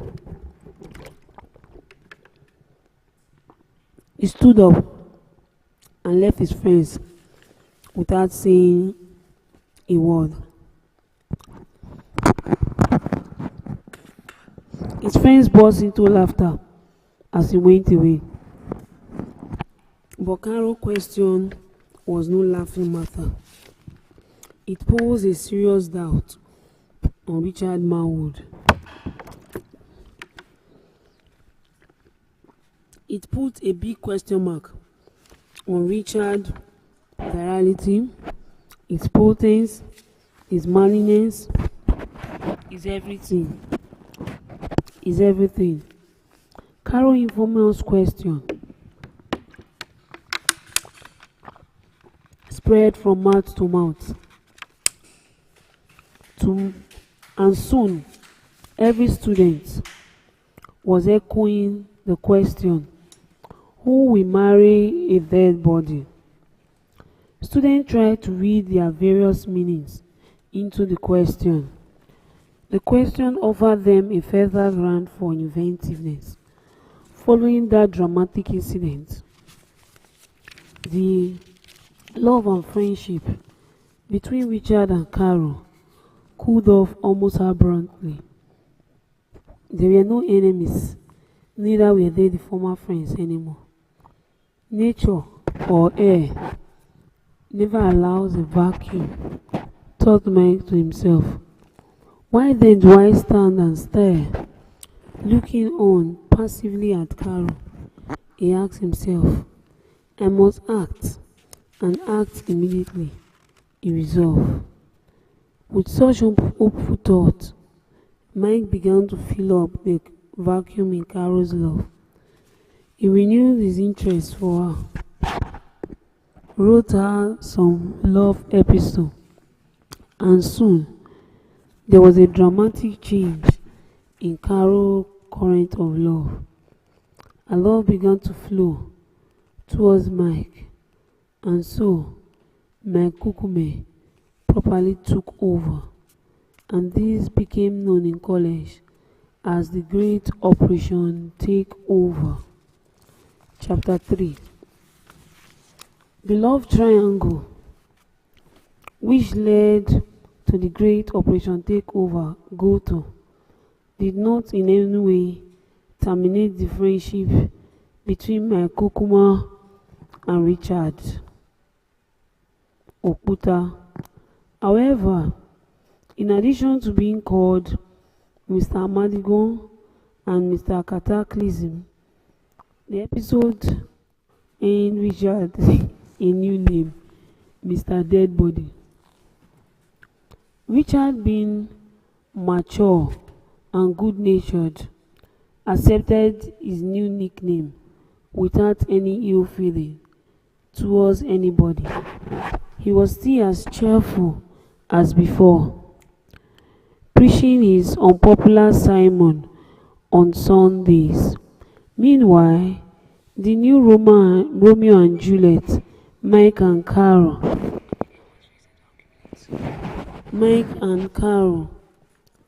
were thriving in their love, tasting the excitement and ecstasy of new love. This was the time Mike Kukume promised to marry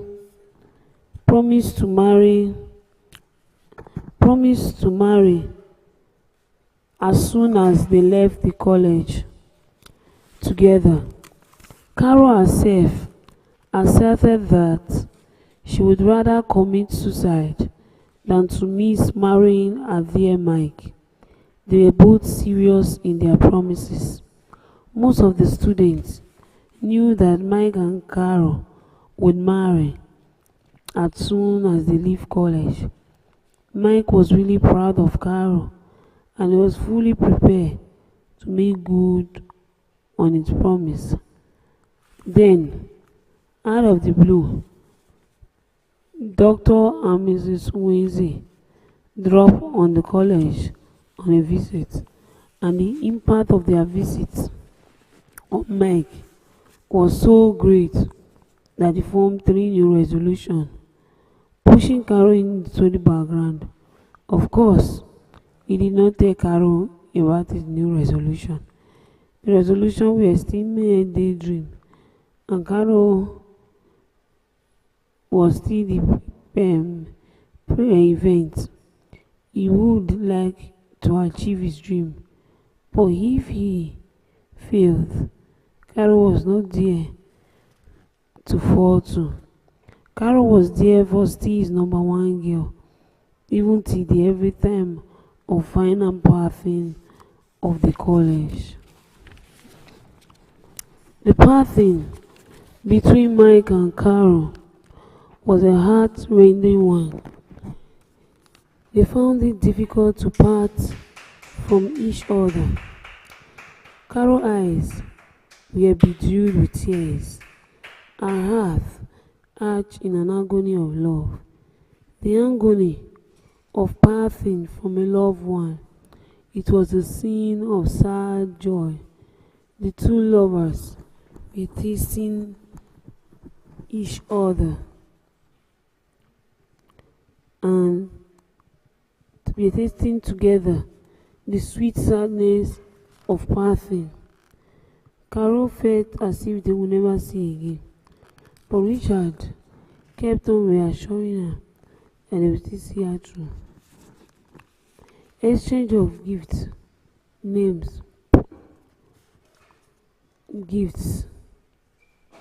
exchange of visits. Mike then gave her the address of his new station, Amera, where he has been posted to by his local government education authority as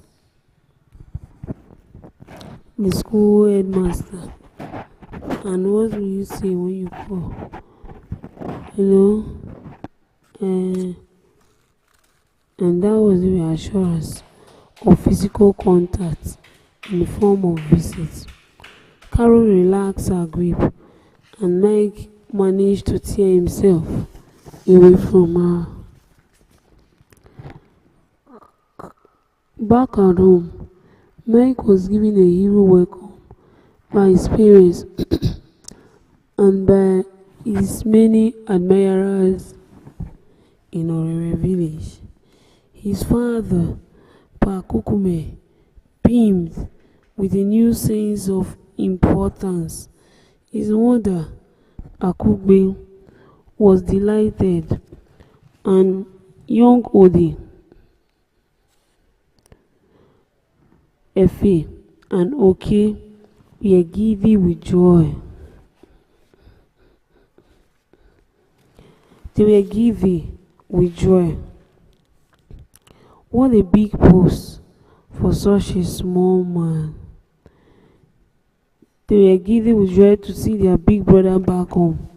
2 fowls were slaughtered for a little family celebration. Soon after their arrival, the news of his post as a headmaster got round the village from mouth to mouth. It was Pa Kukume who proudly reported the news to Mukoro, his friend. My son, Michael, is now a headmaster, he said. What? A headmaster? Mukoro asked with surprise. What a big post for such a young man. How lucky you are to have such a son, he exclaimed rather enviously. I am lucky, thank God. Thank the gods of our land for the full backing they've given to my son, Pa Kukume said joyously. At Amere, a warm and grand reception was given to Mike and his little brother, Odi. The headmaster's headquarters at Amere Primary School was a large house with a big parlor and a 3 spacious bedrooms with little windows. The previous headmaster was usually old men or middle-aged men with one, two, or three, one, two or more wives and a lot of children. The people of America were therefore surprised to see that their new headmaster was such a young man and a bachelor for that matter. After the long reception with drinks and kola nut, they gave to Mike a big white cock to make pepper soup for the night. Meg received the gift with gratitude. The following day, more gifts poured in. Plenty of yam, plantain, garri, fish were brought to Meg. Meg could hardly find the right words, sweet enough or strong enough to express his actual heartfelt gratitude to the wonderfully generous people. Of course, then were the days when the teachers were highly regarded and the headmasters was adored by the village. Rightfully so. Adored by the village. And rightfully so. Teachers were the agents of progress and civilization, the bringers of light to dark and remote villages. The villagers were therefore prepared to do anything possible to make their teachers feel happy. The image of the teacher was a noble one. The respect for them, both in and out of the village, has to be kept. Teachers, it was then a pride came for a father to say, "My son is a teacher." The first letter that Mr. Kukume wrote in his first station came from Carol. She was fine. So she said in her first letter. She was saying in her second letter that she was teaching in a Catholic primary school in Benin City, where she was living with her parents. She asked in a letter when we are saying, almost every night in her dream, she ended up with 1,000 kisses to make her husband to be. Mike kissed the blue sheet of paper in a vain attempt to recover bit of those lost kisses. He read over the hours that it is a continuous read aloud. So as long as I don't stop, we are on the safe side. There was something else that is affecting my enemy. There was something else in Carol's letter which was an interesting news to Mike. Carol mentioned that she would one day surprise him with a visit. She did not, however,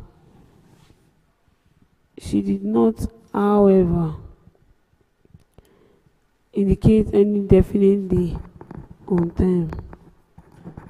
But why no definite date? Mike kept on asking. Accordingly, he does not think I'll be able to see anybody, but then should be around. Yet, accordingly, he did not think Carol was serious about the visit. Yet, In spite of his reasoning that Carol would not come, his eyes were always peeping to the main road, hoping to see Carol. Whenever he heard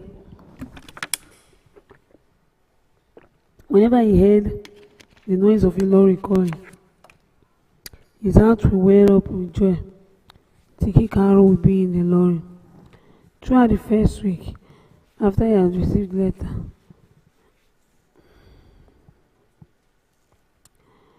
Miss Kukuma, my Kukuma, thought of my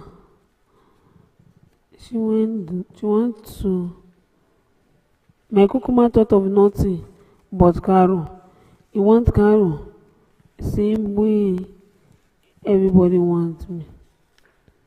But there is no Carol. The second week, no Carol. Third week, no Carol.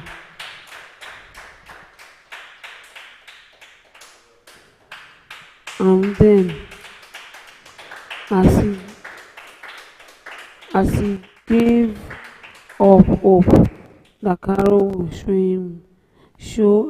would ever see him again, Mr. and Mrs.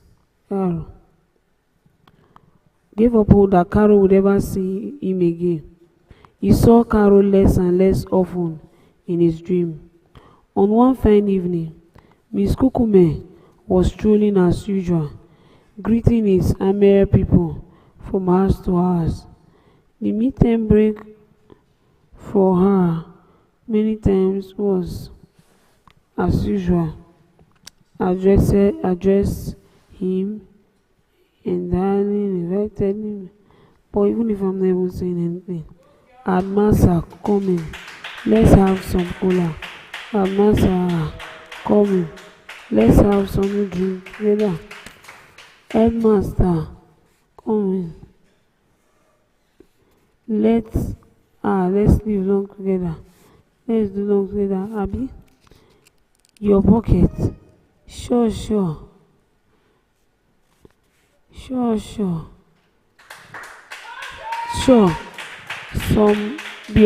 of the various invitations given to him in almost every house. He was a beloved headmaster. His pockets were filled with cocoa nuts. It was everybody that ate. It was a token of the family love for him.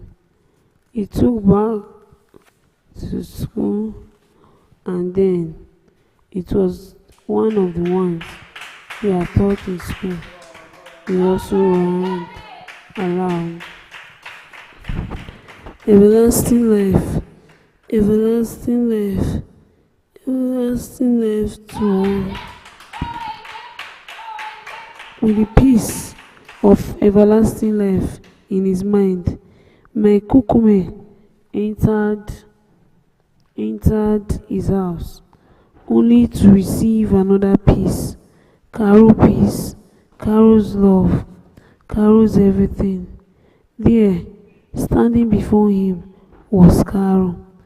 He had so much dream of for the past few weeks. He was actually surprised.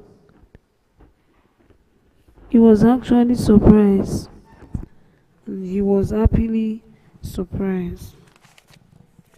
My Kukume caught her up to himself in a warm embrace, and there they stood for minutes with arms interlocked, nose to nose and lips to lips, murmuring words of love to each other. When they finally disengaged themselves, they were panting as if they've done hundreds of yard race.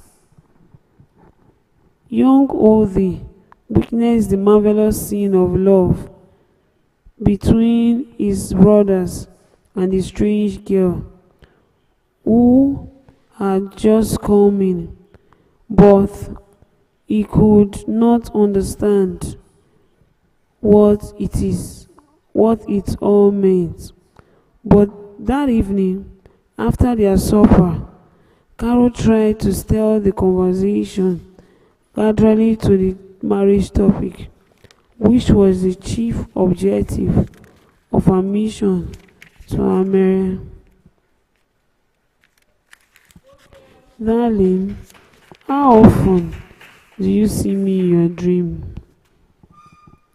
Many, many times, Mike replied. Many, many times, Mike replied. When shall be the day then? What day? Which day?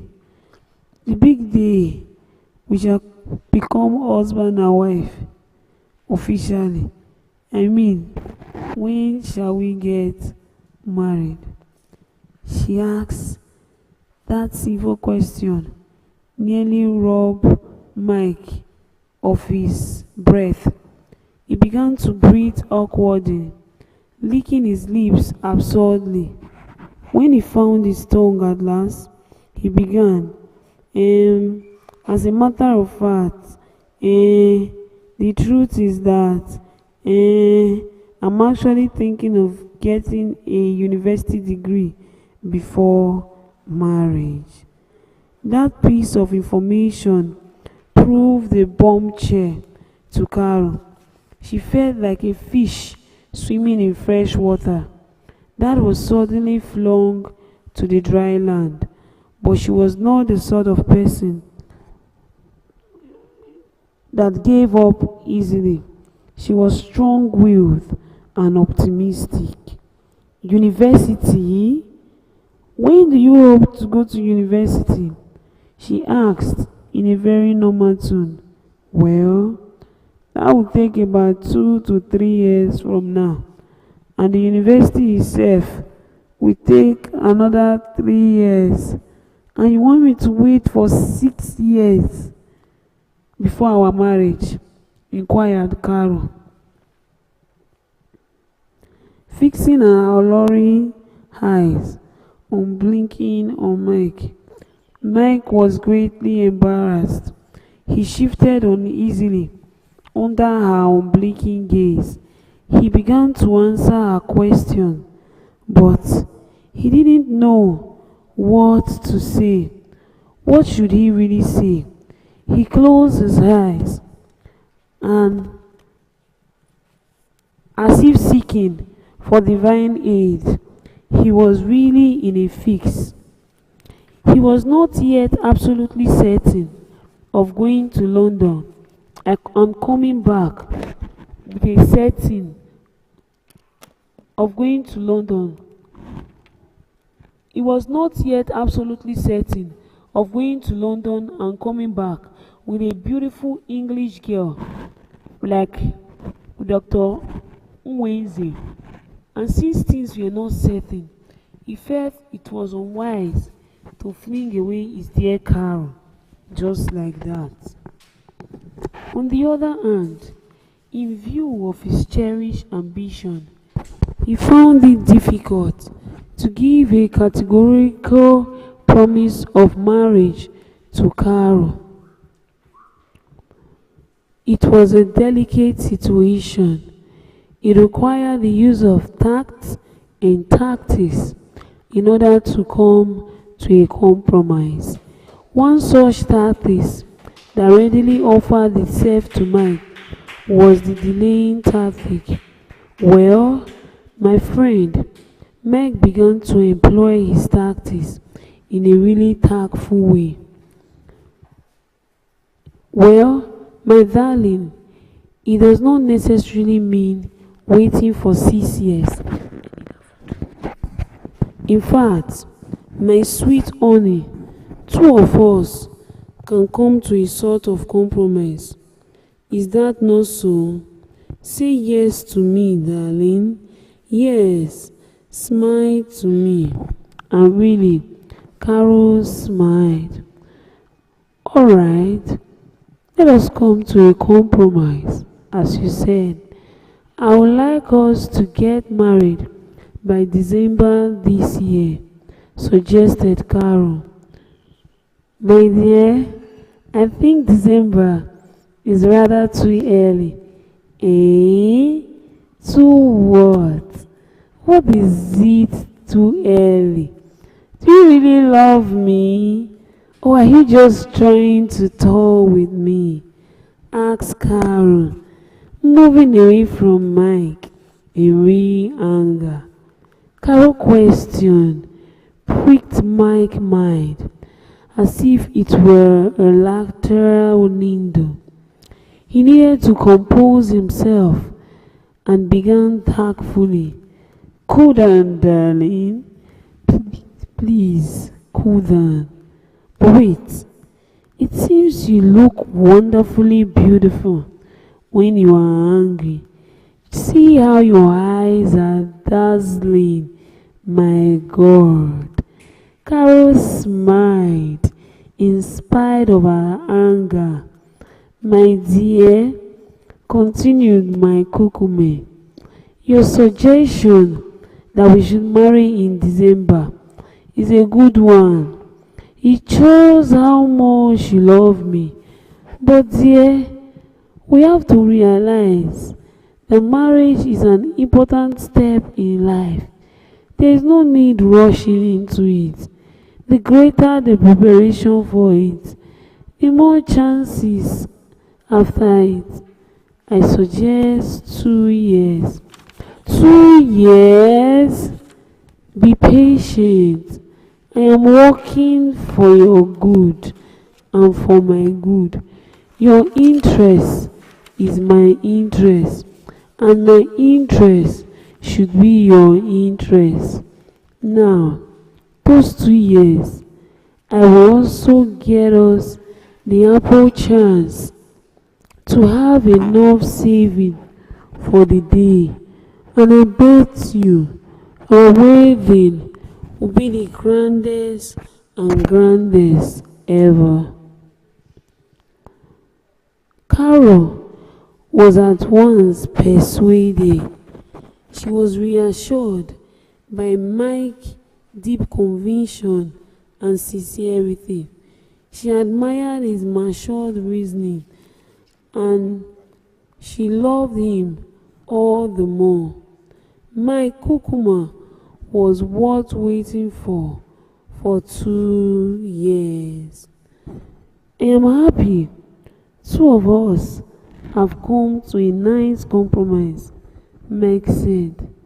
And now it is time to sleep. How shall we sleep? He asked. Well, you can suggest, said Carol, smiling. All right, you can sleep in my bed, in the big bedroom, while I sleep on the parlor bed here.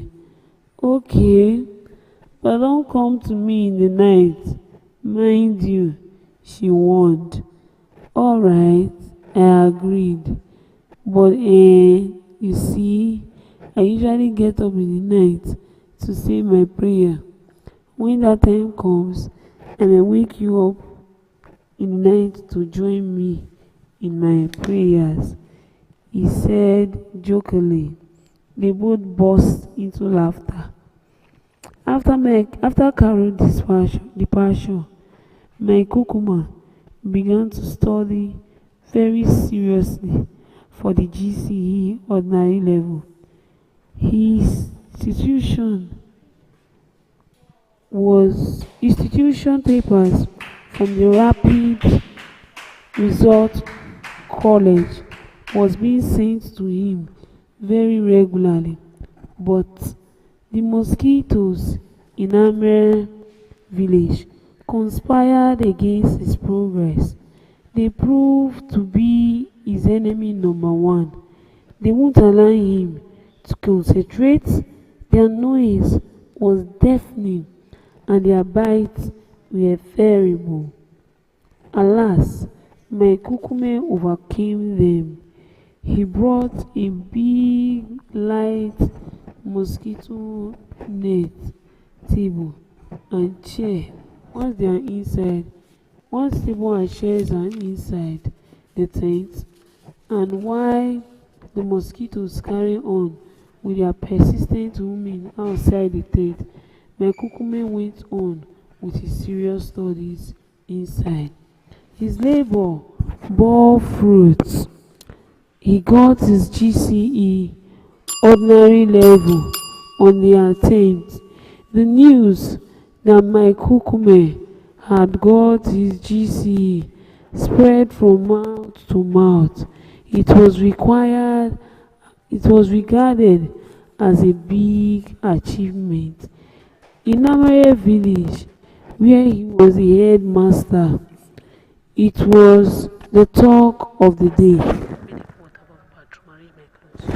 It was the talk of the day among the semi-literate people who regarded Mike as a genius. One of them, Mr. Egogo, who was a newsmonger, was conversing with his friend, Mr. Unatha. Two of them went to school long ago, and they knew how difficult book was. The two of them were discussing. Mike was speaking in English. This our headmaster na why our began a go na proper wire. The boy dey cool agreed na to. Him brain just dey hot. Hot for book. E just dey hot for kolo. The boy sabi book. He know book proper. No wonder they make am headmaster quick. You don hear say e don get the GCE as Egogo. GCE? Yes, GCE. Which one? She? That GCE. Where dey get am?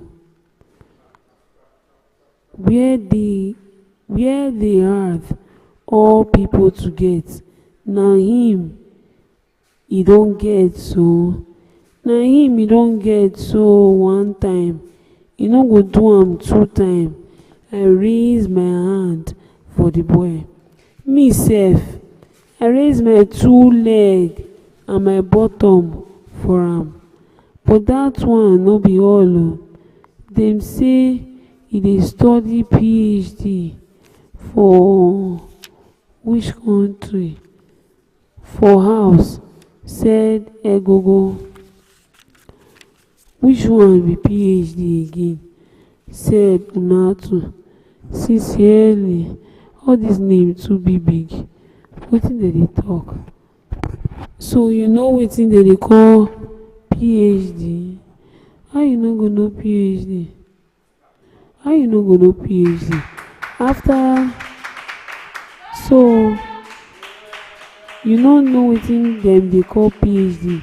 No, me no know wetin PhD stand for.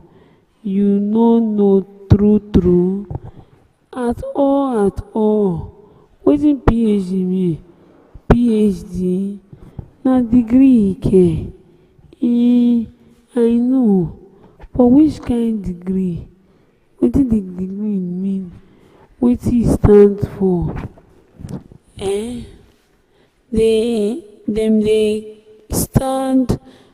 Dem stand for e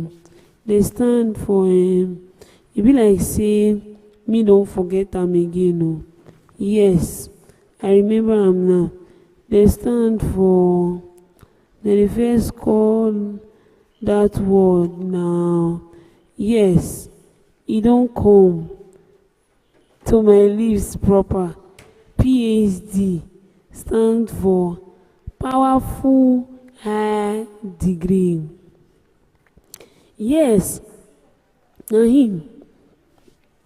PhD mean powerful high degree. PhD mean powerful high degree. Announce Egogo with some elation after much cogitation. So